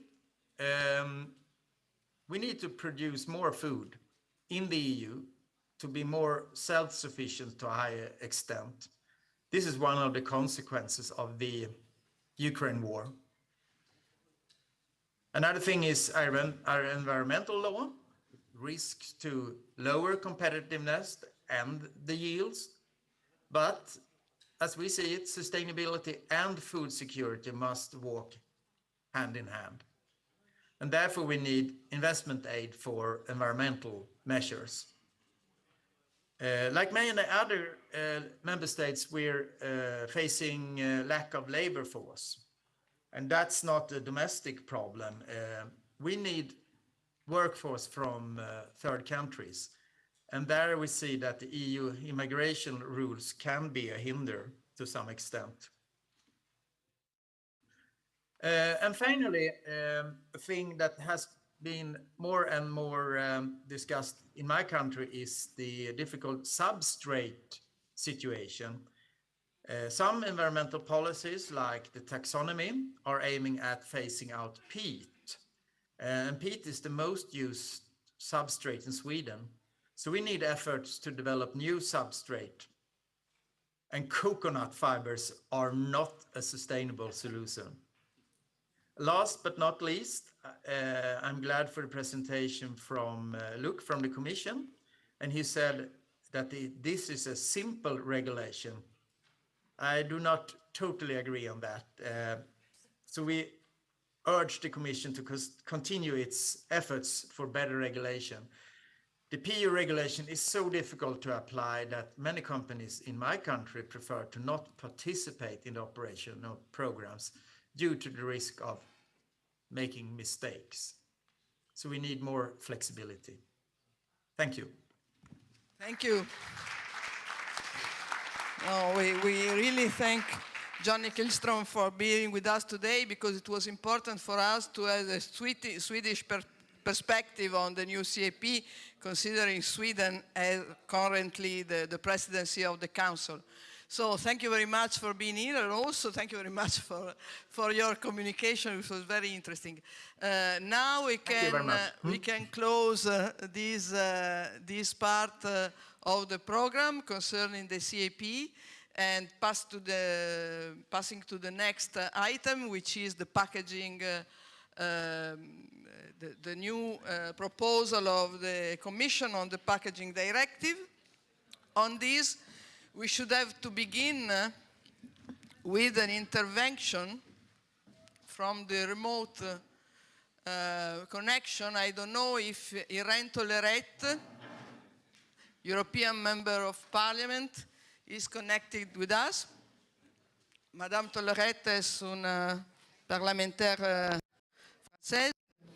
Madame Tolerette is a French MEP who does a lot of work with us. We have an excellent relation with her. And do we have her online? No?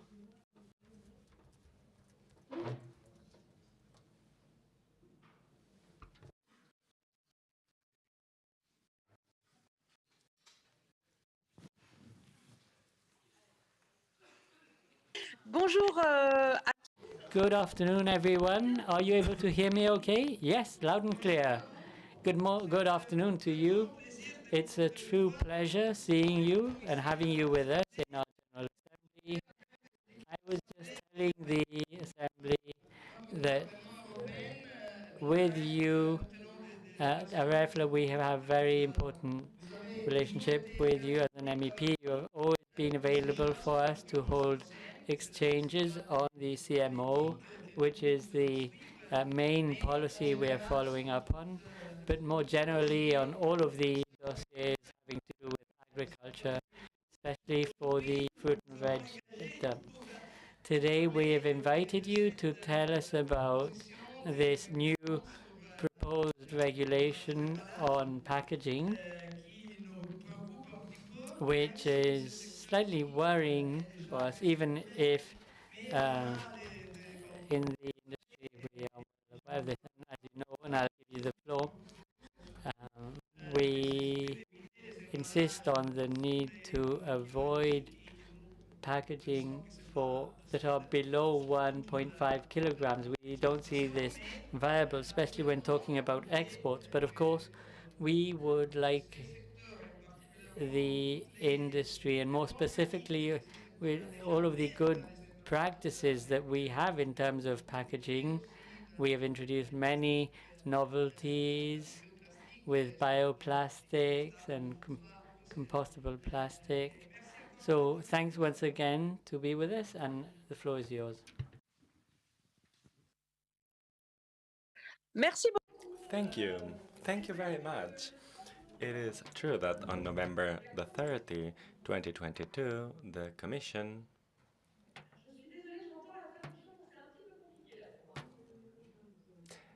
I'm guessing you will have to turn it off, madam. So the European Commission presented a proposition on packaging and packaging waste. The European Parliament, as co-legislator, should adopt its position in October this year. The relevant parliamentary commission is the Environment Commission, and the Belgian PM from my group has been appointed rapporteur. The debates at the Parliament have not yet started, but they should not take long.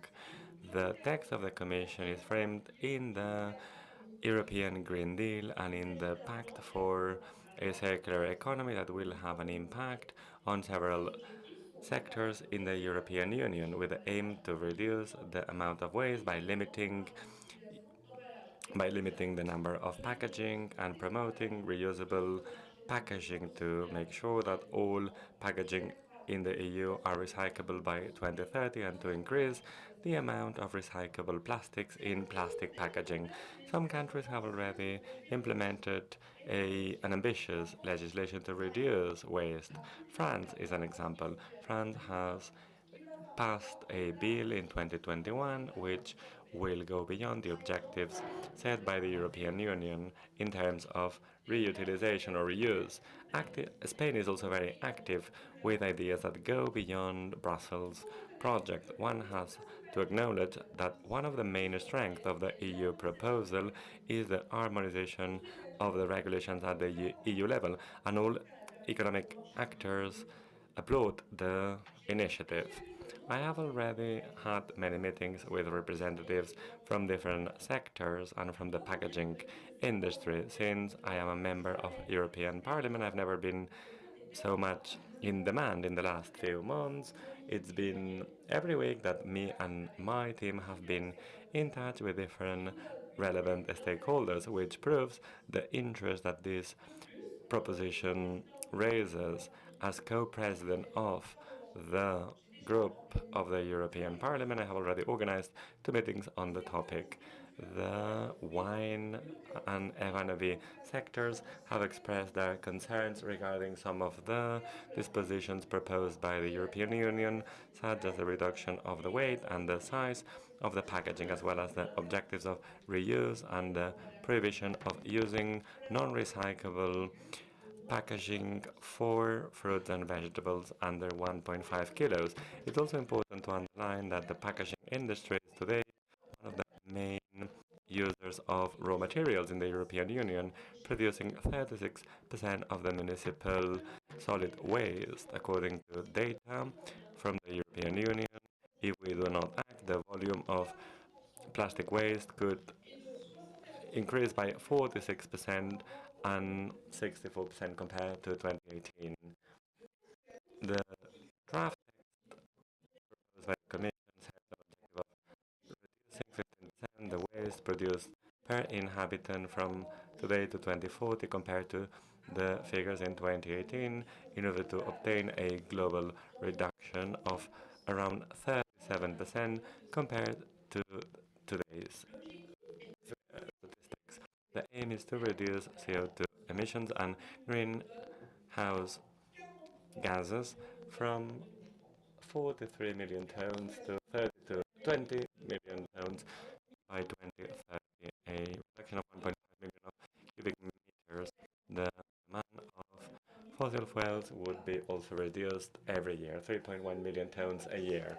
According to the proposition of the Commission, from today to 2025, 65% of all waste should be recyclable. So 50% of plastic, 50% of aluminium, 70% of glass, and 75% of paper. So all this in order to promote the recyclability of waste. The new regulation will set criteria that all packaging will have to respect at the EU level. Respecting these criteria will be key to ensure that packaging can contribute to recycling targets. Reusable packaging has been dropping in the last few years, and the EU will set up legally binding objectives by 2030 and 2040. In order to foster reuse, the draft bill sets up the formalization of the criteria and a clarification on the reuse systems and recharge systems based on best practices and the labeling of reusable packages. The proposal also puts forward labels for reusable packagings and also a tax for one or single-use packages or an increase in the price of packaged or wrapped products. The Commission also insists on the reduction of weight and volume of packages. All empty spaces that only contribute to improving the visual perception of the product will be limited. The plastic bags will have to be reduced drastically. With the maximum will be 40 bags per inhabitant and per year by the end of 2025. Some products will have to be compostable, such as the labels for fruits and vegetables. The use of all forms of packaging, including recyclable packages such as paper, will have to be banned for fruits and vegetables under 1.5 kilos. So it is a general ban on packaging for fruit and vegetable because there are very few fruits and vegetables below 1.5 kilos which are packaged. I'm thinking here about potatoes and some sweet fruits. The project promoted by the Commission is very dense and there is no time to get into detail. Nonetheless, I would like to take this opportunity to share a few remarks. Like in other proposals proposed by the European Commission in the framework of the Green Deal, there is a feeling of disconnect between the European Union, the European Commission, and the industrial sectors in a difficult social and economical environment. The war has worsened the access limitations to packaging as a result of the reduction in availability and financial availability of raw materials. This situation has been worsened by the increase in energy prices and inflation in general, as well as the disruptions in the supply chains. Also, I would like to say that the proposition lacks pragmatism. For example, in the wine sector, there is an objective to reuse materials when in fact glass is the most recycled packaging, and I believe that the proposal should take into account this reality as well as the focus on exports of many wine sectors. which produces also the emission of CO2 and others. I would like to underline that the text does not include any measure aiming at limiting the fact that recyclable or recycled packages do not end up in a non-food sector. The materials in touch with food shall be recycled in order to ensure the permanent recycling in the same category of product with a minimal loss of quality and quantity. I am very much aware of the concerns expressed by the sector regarding the ban to use single-use packaging for fruits and vegetables below 1.5 kilos. The proposal determines that the ban will not be implemented unless there is a clear demand to avoid water losses, microbiological risks, or others. Also, the Commission foresees exceptions to the general regulation, but for the time being, there are gaps because we still don't know which products will be concerned. There is no doubt, nonetheless, that some products will need certain conditions to avoid being smashed and to ensure its preservation. So we'll need to find solutions there. As you know, France has been the first country to ban packagings for products under 1.5 kilos. Nonetheless, the Conseil d'État in France has ruled against the bill for some products, so the implementation of the bill has been stopped while waiting for the EU decision. I believe that the European Commission has recently blocked a new bill that was passed in Belgium. When it comes to Spain, probably you know better than I that the new bill adopted in Spain, which is even more ambitious than the French bill, because the limit, the 1.5 kilos limit, is applied to all products. Spain has still to establish the list of exceptions. I also believe that sooner than later, all national legislations will have to align with the European legislation. This is why it is important to work with the European Parliament to find pragmatic solutions. The new regulation has to avoid undesired effects. The decisions taken shall not entail an increase in food waste or potential food security risks. There are products for which there's no alternative to plastic. This is the case, for example, of salad. Last year in France, producers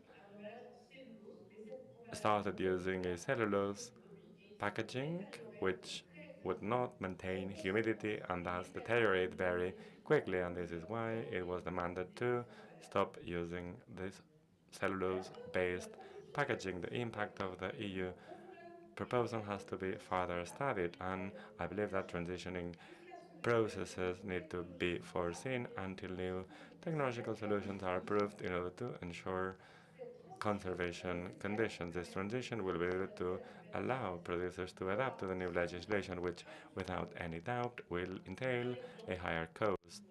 Let me give you an example. Today, a paper bag costs between 15 and 20 cents, whereas a plastic bag costs 3 cents. The transition towards paper multiplies by 2 or 3 the price of a baguette. One has to ensure also that OPs have the capacity to respond to European demand. We know that developments in the packaging sector are a reality and they are already visible in supermarkets. Nonetheless, in some production sectors, such as in small legumes or others, experience shows that, well, there's a lack of research. Secondly, the second main concern in the F&V sector seems to be the introduction of compostable stickers, considering that the majority of green waste produced by households is considered recyclable. One could think about the establishment of a compostable label, which would not have a very high cost. We have to open a debate with the European Commission on this alternative option, because it seems like today there is no company producing these labels. I believe it would be interesting to, once again, establish quality labels for biological products in order to underline its added value. Otherwise, producers will not communicate about this added value with consumers. I would like to underline that we are at your entire disposal, and we are active when it comes to exchanging at the European Parliament on this dossier in the upcoming months. I am not a member of the Environment Commission, but I will do my best to be part in the political debate. Thank you very much for your attention.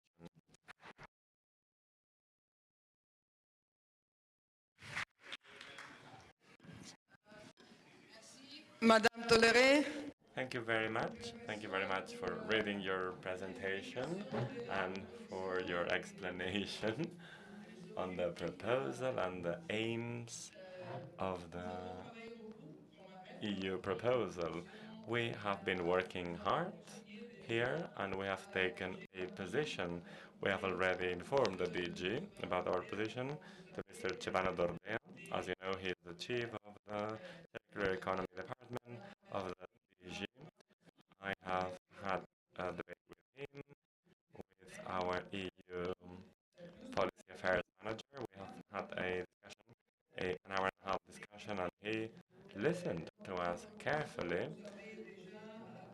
As you have already done, you have already presented all the problems that this packaging regulation will entail for the F&V sector, and you have also talked about the importance of packaging, because with a bad packaging we might end up damaging the product. You have also underlined important elements. I believe that exceptions are insufficient for the time being, especially considering that we export a lot in the sector, and we export in forms that oftentimes are below 1.5 kilos, and this is oftentimes a problem, right? In my life here, I represent an organization, but as regions, we also have the responsibility for waste. And this is why that, as a general objective, we cannot accept the idea of augmenting plastic waste by 45% in the near future. So the objective of reducing the plastic composition is a good one, but of course, I echo your remarks regarding the need to be realistic. We need to put forward a realistic proposal that allows for a transition time to find alternatives, sustainable alternatives, and more importantly, alternatives that do not affect the product conservation.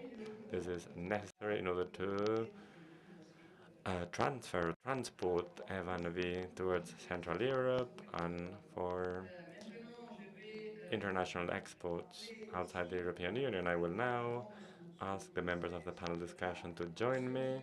Mr. Ramón Armengol, President of COGECA, here in the room. Vicente Pérez García del Prado from Andalucía. I believe Vicente Pérez García is online. Hello, Manel Simón from Afrocat. Julia Montanaro, who couldn't join us, unfortunately. To excuse her, and Hugo de Fel. Hugo de Fel and Wim Rodenberg from DPA. Sa présentation. So after Madame Toleret's presentation, I think we should be probably able to present a new RFL position, because on 20 April, that would be the end of the public consultation. So please, every one of you, participate into the public consultation in order to point out your worrying and to propose some alternatives. RF will do this. We already have the document we made in January, but I think with all the discussion that have taken place later, we can adjust it. And now the floor is yours. I don't know who's... Manel. No, questo qua. Sí. ¿Se me oye? ¿Funciona? Can you hear me? Yes, loud and clear, Manel.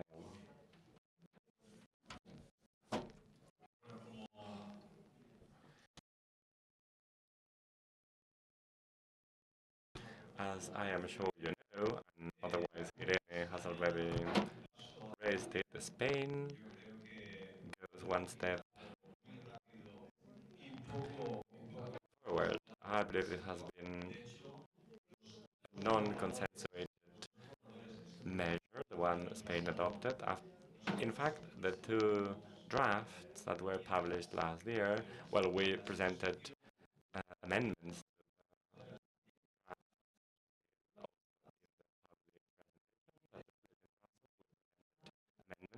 and in the final document, there have been minor amendments actually that have been adopted. This is not sufficient. What we have tried to explain administrations, public administrations from the F&B sector is that, well, we believe that the main aim in which we all agree is that we have to get rid of plastic. But eliminating any packaging in F&B products that can be extremely sensitive, not only to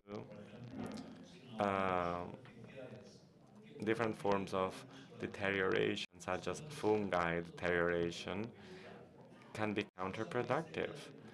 We have been in interaction with the Ministry for the ecological transition, environmental transition. We gave them or provided them with a few examples, but we didn't want such examples to be the list of exceptions. We just wanted the ministry to understand that the aim would be to work against plastic, but not against packaging. And the example we gave the ministry is what will happen with quality brands promoted by the European Union, AOPs. What happens also with investment of private brands that take the lead in the market in terms of consumer fidelization and thus increase in the consumption of fruit and vegetable? Why are we being limited as a sector? Why are we, let's say, not having the possibility to differentiate ourselves in two areas? One, brand development and differentiation. Many brands are doing working on flavor differentiation. Our fruits, as the president said, travel around and travel very far and travel in formats that are below 1.5 kilos. And for us, this format, this export format, in many species or varieties, is very important to avoid damages on the product. And also when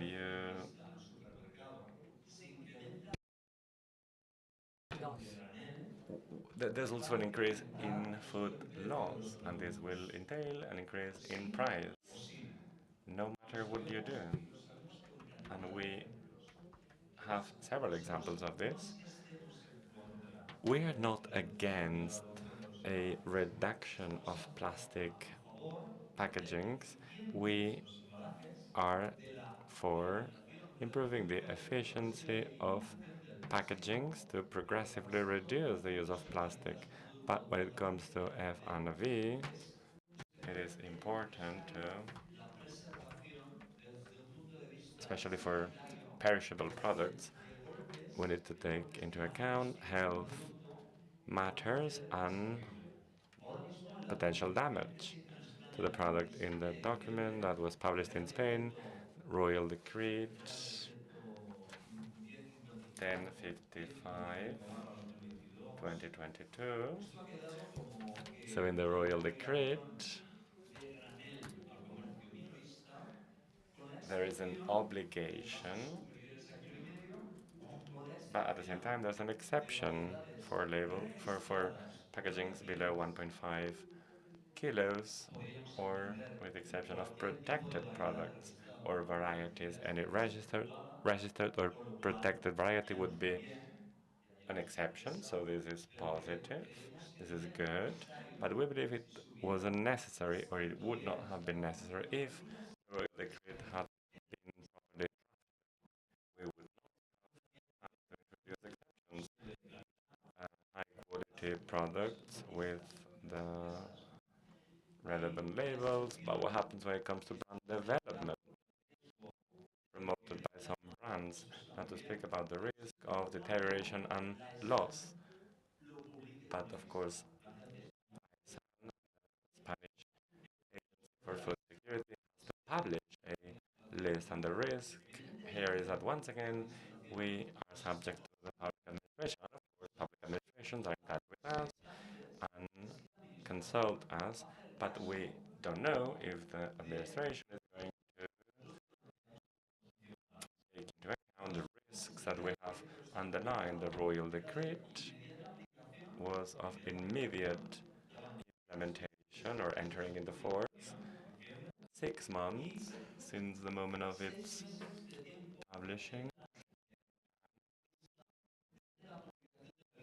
After the list is published, retail stores will have to implement the measure in 6 months. I believe it's extremely dangerous to be subject to lists. I believe it's much more important or much more relevant it is the F&V sector. We are against plastic indeed, but we have the right to differentiate ourselves, and we have the right to protect our product from food losses, because if we lose product, we will have to increase the price. Thank you. I would like to give you some observations. A lot of you are farmers or producers, and when you pack fruit and vegetables, you always pack 2% extra, because when it comes to the retail, you want to be sure that there is 5 kilos or 6 kilos. There's always an extra. When we pack in plastic, we can provide and solve water losses. Some other observations. I think in the proposal of the Commission, they over-exaggerate the plastics in fruit and vegetable industry. It's far, far over-exaggerated. Within the Netherlands, we produce a lot of course, a lot of plastic garbage. Each household have garbage. 1.6% is caused by fruit and vegetables. 1.6% only. The most sold fruit and vegetable in the Netherlands is a cucumber. A cucumber, sometimes in plastics, sometimes without plastic. So in the mind of the consumer, fruit and vegetables is always plastics. Is it true? I produce, as an average guy in the Netherlands, 19,000 kilos of CO2 for living. 19,000 kilos. So we have to reduce. Of course we have to reduce. There's no misunderstanding on reduction of CO2. 24% is cost of this 19,000 by food. So if we try to bring down the plastics in the food, I agree we should do.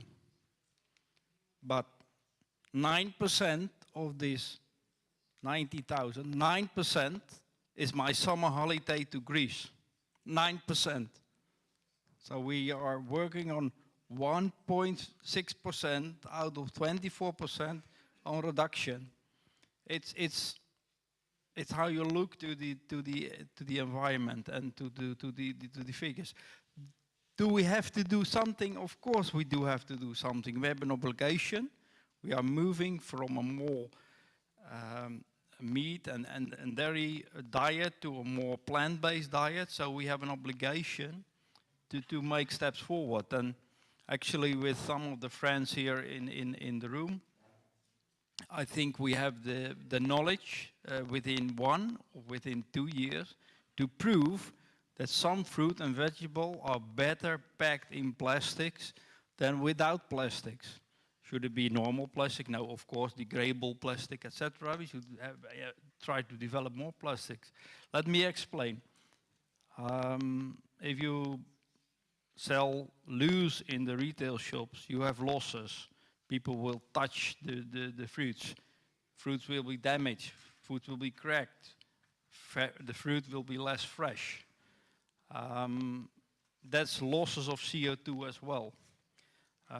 Together with some of the friends in the room, we are developing a standard method for product environmentally category rules, what means that we can calculate on fruit and vegetables in the sector on a level of how much CO2 is in the product. And within 1 or 2 years, we are able to compare a full chain without plastics and a chain with plastics. So my argument will be, let's take on the steps we have to take. Of course, we must work on reduction, but it should be appropriate and reasonable. And therefore, I think that we should ask the Commission that we take up the opportunity to have a scientific-based calculation on this. It will take 1 or 2 years, but let them give us the opportunity on this scientific-based thing. One last remark, Simona, and then I stop. We are in a single market, so we have to be sure. We have to be sure that if Holland or France or Portugal or Spain, we have to have one single market, and there should not be any escape that any country could step out. Thank you.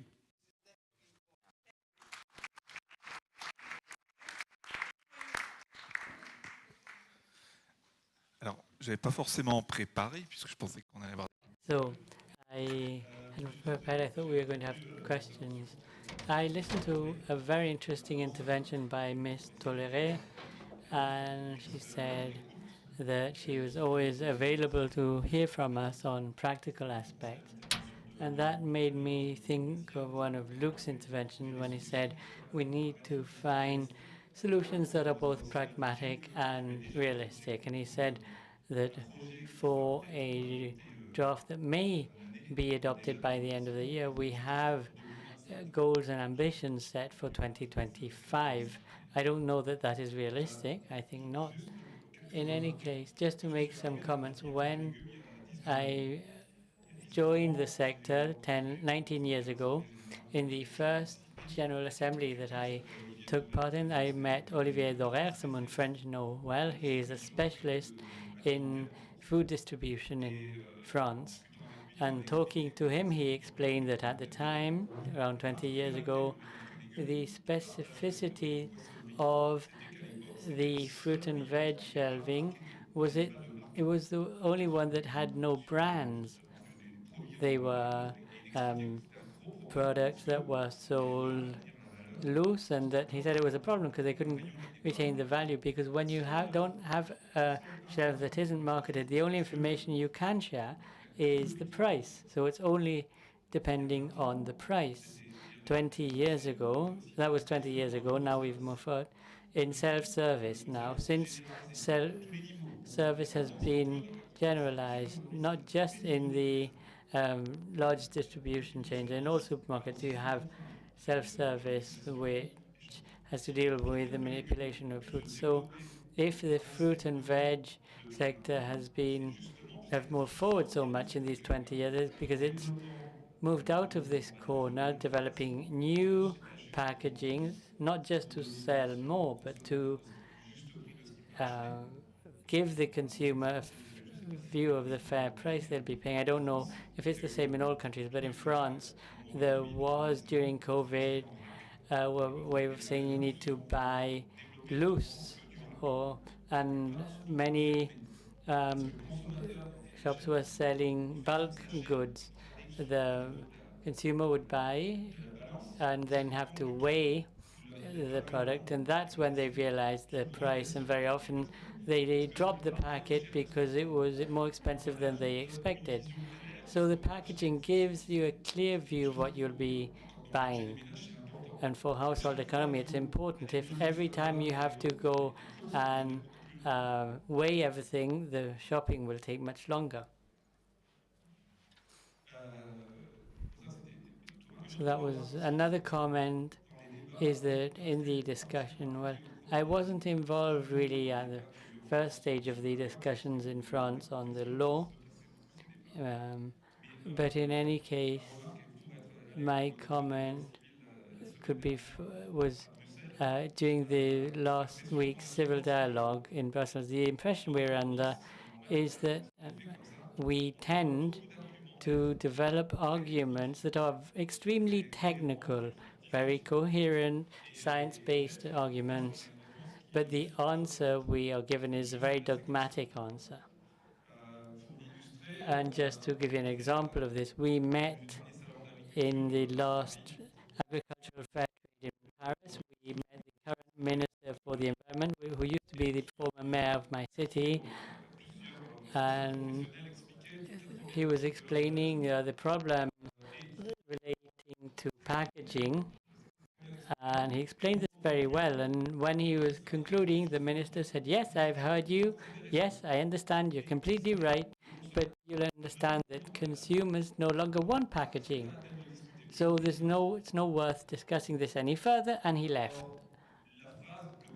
But the sentence, "the consumer does not want packaging," I don't know that that's been proven. I mean, if you take something that affected us all, unfortunately, around the world with the COVID pandemic, I think the demand for packaged goods boomed. What would have happened if the law had been passed and there was no more packaging for fruit and veg, and there was no machinery to do this? You know, if there's a law banning packaging, what would have happened in a situation with like COVID? What would have happened to fruit and veg? I think the situation would have been dramatic. And a last point, packaging, an aspect we often forget about packaging with self-service is health and hygiene. When a product is manipulated or touched 5 to 10 times before someone buys it, this poses a hygiene problem, and packaging avoids that risk. I don't know if that was clear. Thank you. Vicente, the floor is yours.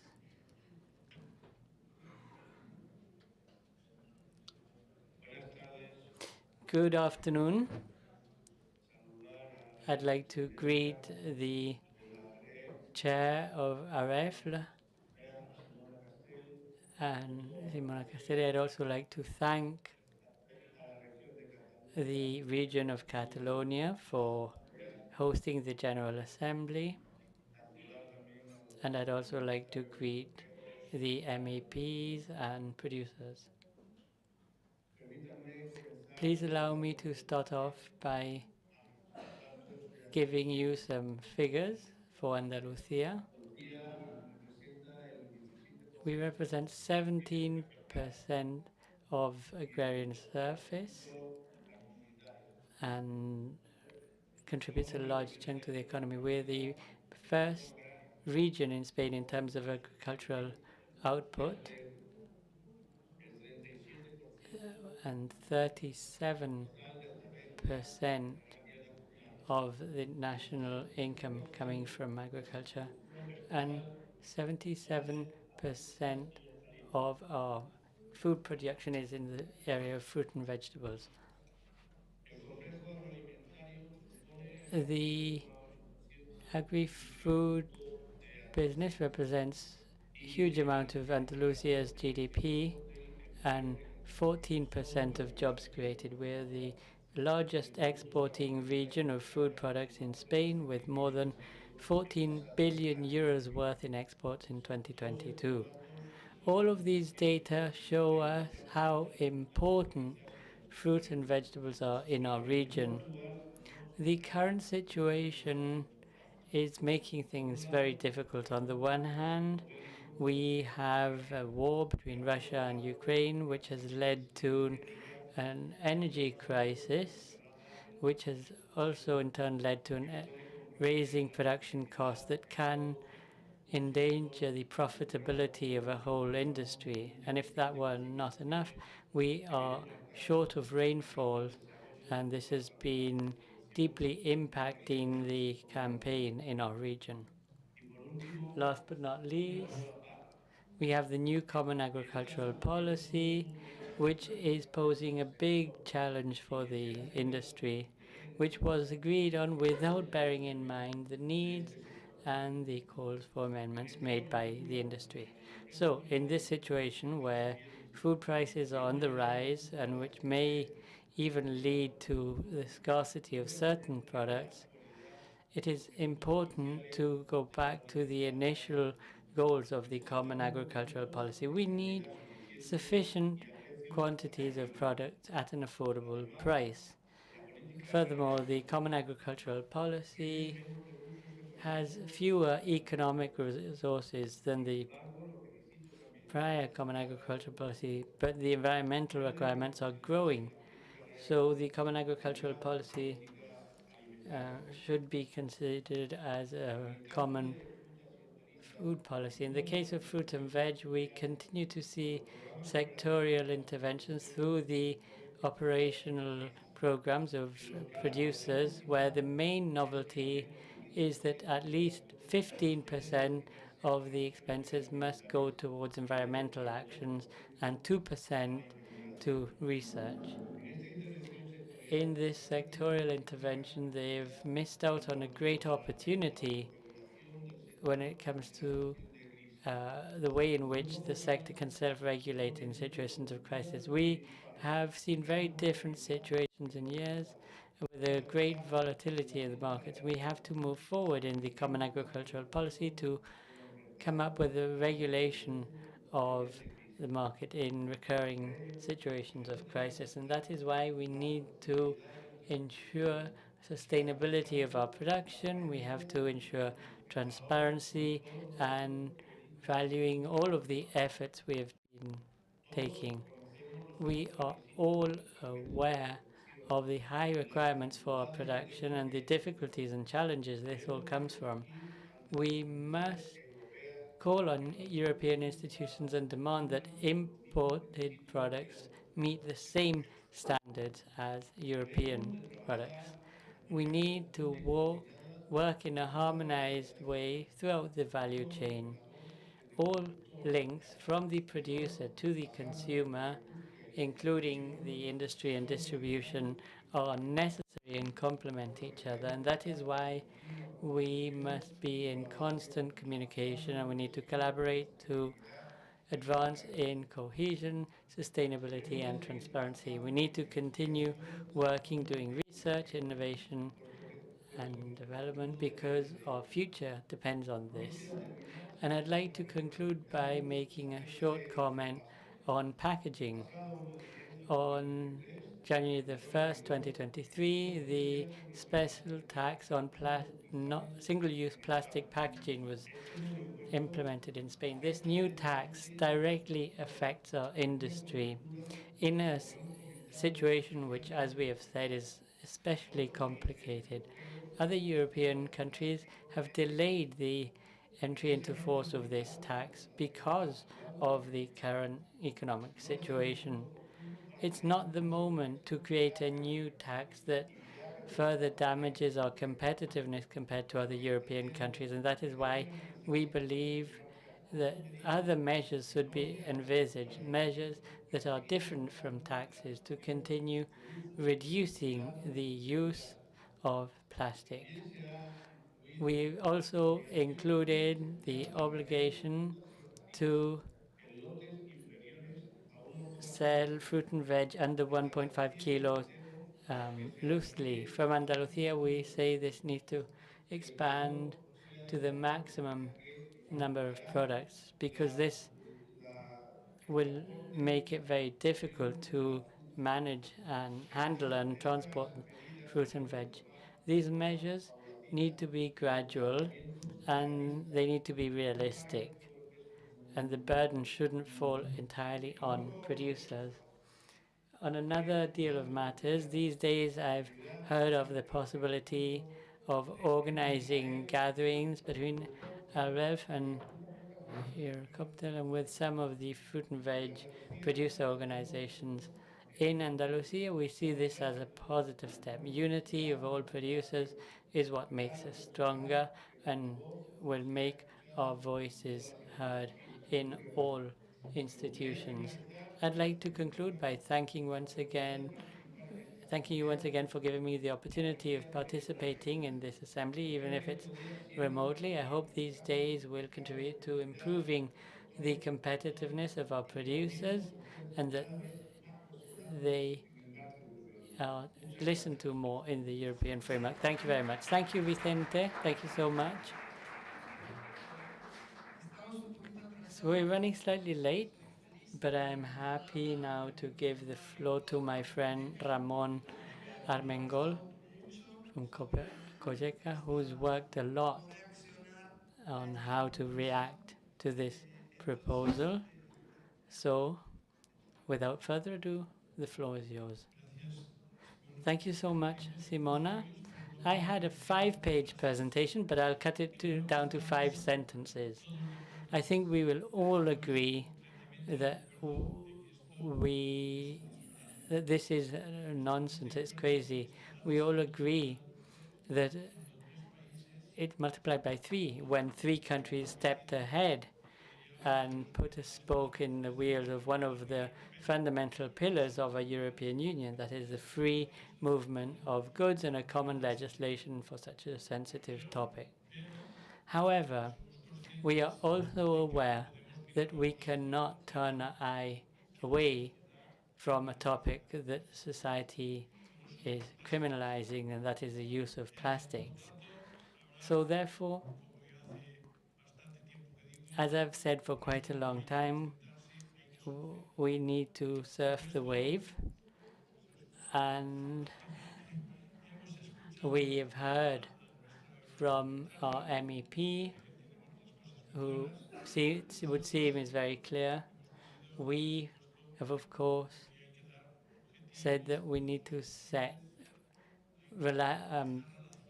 realistic goals and timelines. We need to allow science to support us. We need to, yes, push for more environmentally friendly packaging for all of the reasons you said, the brand, quality guarantees, and I think phasing out plastics for something below 1.5 will be contributing to increasing waste. This, and as has already been said, for the reasons already mentioned. And of course, the battle isn't lost yet. I think we're doing a good work with DG Agri and the European Parliament.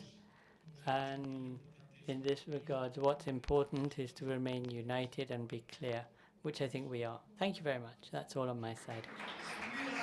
That was very quick indeed. Great.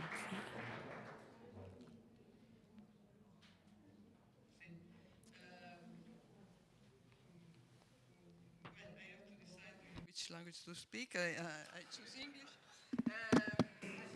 So thank you so much for this panel and the previous panel. I guess I'm very proud of the General Assembly. It was a fantastic General Assembly because of your participation this morning, and it was also a very interesting General Assembly today in the afternoon. I will tell something about this topic in particular, in which I'm working a lot in this period, because this is really crucial, and I think that on the one hand we cannot ignore the social sensitivity on plastic in general. that we cannot afford the idea of continuing producing plastic at the same rhythm, and we have to pass to a very huge level of recycling.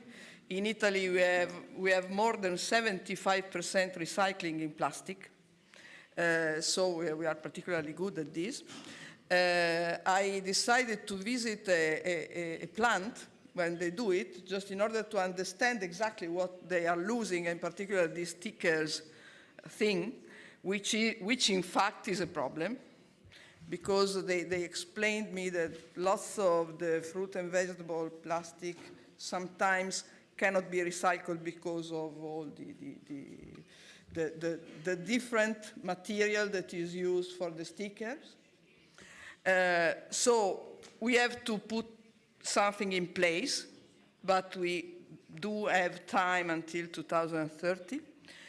The problem is we cannot accept a kind of imposition on the fruit and vegetable sector, only the fruit and vegetable sector. We don't understand why other parts of food are not affected, but only us. In this 1.5 kilo thing, which in my opinion has no scientific-based evidence. Because it can be a signal, but I think that is true, what Wim was saying, that probably we would experience rapidly that this kind of packaging we are using now is probably the best one. Because I think we must continue with RFL to underline that there are various points of inconsistency between several European policy.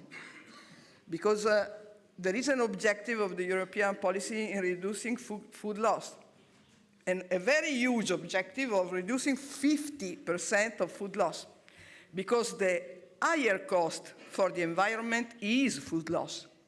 Because you know how many water, job, land, and all the things we use in order to have food. So if we throw it away, this is the worst thing we can do. More and more complicated and more affecting our future than packaging. Packaging, we must continue to stress that packaging for fruit and vegetable products which are fragile and which are delicate is something that is part of the product itself.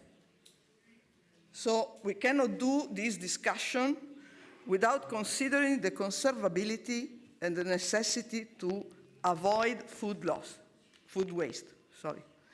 And this is one.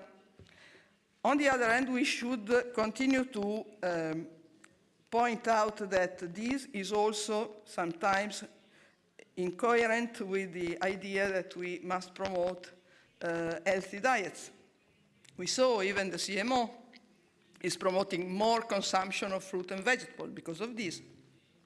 If we cannot bring the people that doesn't eat enough fruit and vegetable, which are not only in Northern Europe, but a lot of them, looking at the Eurostat statistics, are in Eastern countries, in Northeastern countries, and so on. Even Germany is not consuming enough vegetables because potatoes are not in there. No? We must bring them fruit and vegetables. It is not easy to bring them fruit and vegetables in good conditions without packaging. There's also the hygiene problem and so on. And this is another incoherence in what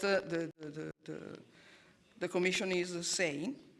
There are others. There's a promotion policy which is focused on fruit and vegetables. So they give us the money to export more fruits and vegetables, but we cannot pack it. So we should point this in particular, because we cannot be asked to do everything and the contrary of that.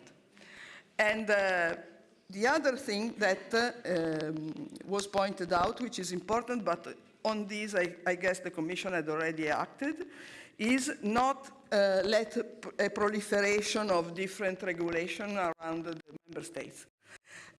Because as you listen from Madame Toularet, the France legislation has been stopped. The Spanish legislation has been stopped too, considering, because the Commission said, well, we are discussing a new proposition, a European one, so let's wait for the European one. I agree completely with that. Consider this. On the legal point of view, environmental laws are member state things, are not a European level for the treaties. Market legislation is. This proposal has been put into market legislation of the EU. Market legislation of the EU cannot be changed by member state. This is very important because member state until now has been acting on the fact that it was an environmental policy. But the European Commission put this legislation into market legislation. This seems to be a detail, but it's really important as a detail because this changes the entire way we should look at it. So this is a market proposition. So Europe is the only one. That's why they stopped French and Spanish initiatives until now. So I understand perfectly we should avoid lists, but probably this can avoid it for a bit. Now let's try to avoid it at European level at last. No? So I don't want to bother you anymore on this topic, but this topic is really, really important for us. So we should, on the one hand, I guess, propose more and more to the general public what we are already doing, because they don't know, once again.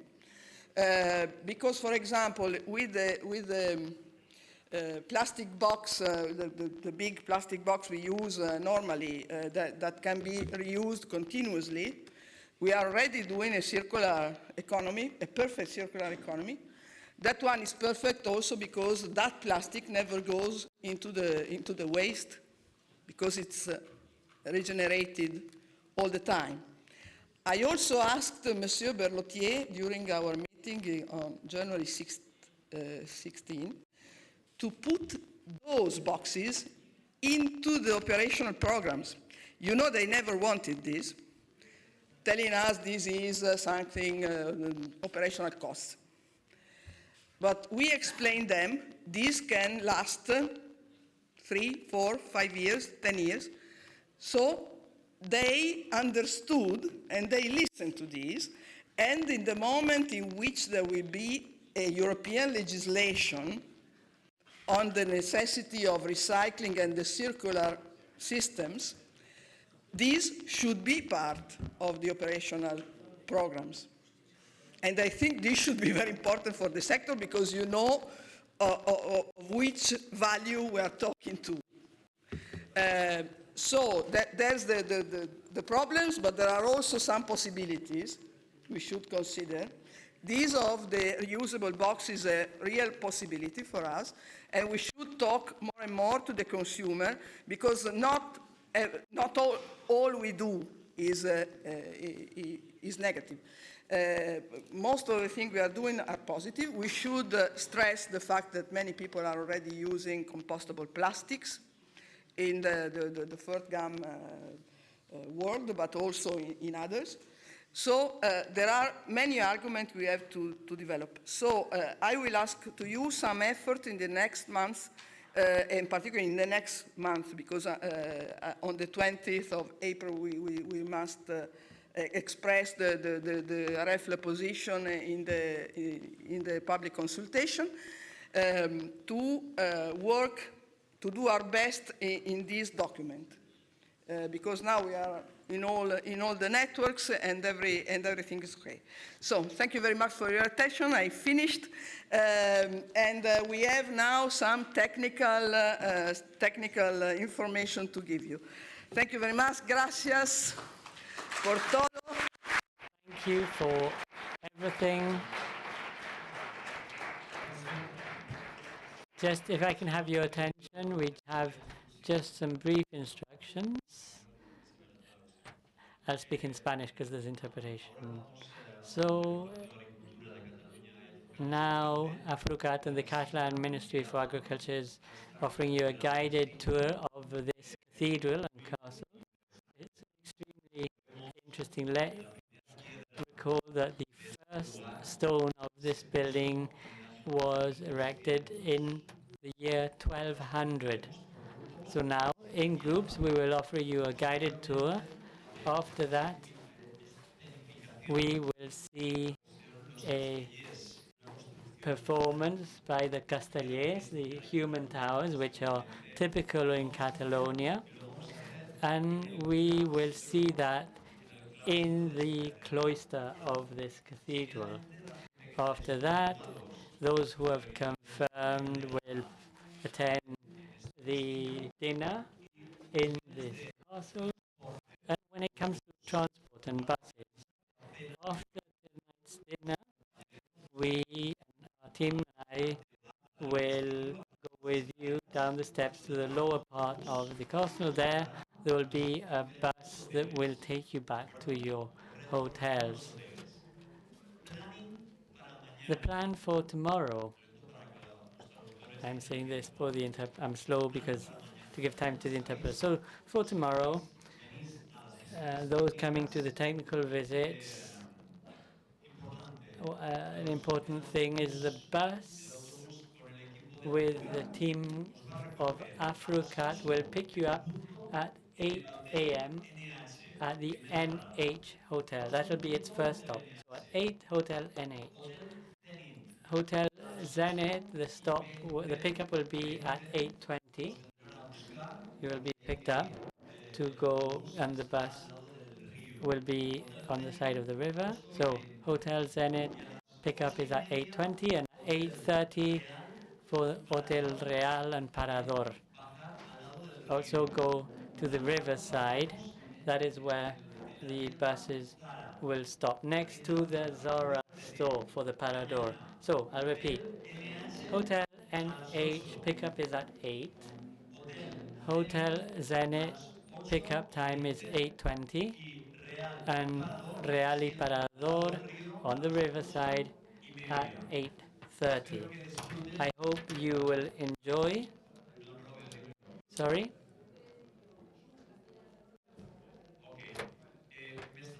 I'm being asked, saying that now for the guided tour, we will have 3 different groups, one in Spanish, one in French, and one in English. Okay? So there'll be 3 groups for the guided tour. I hope you enjoy it. Thank you. And one really, really final thing that I forgot to mention before. We don't have Caterina Zographou with us today, the representative of Macedonia, Central Macedonian region, but she asked us to make our next General Assembly there. So our next General Assembly will be in Greece.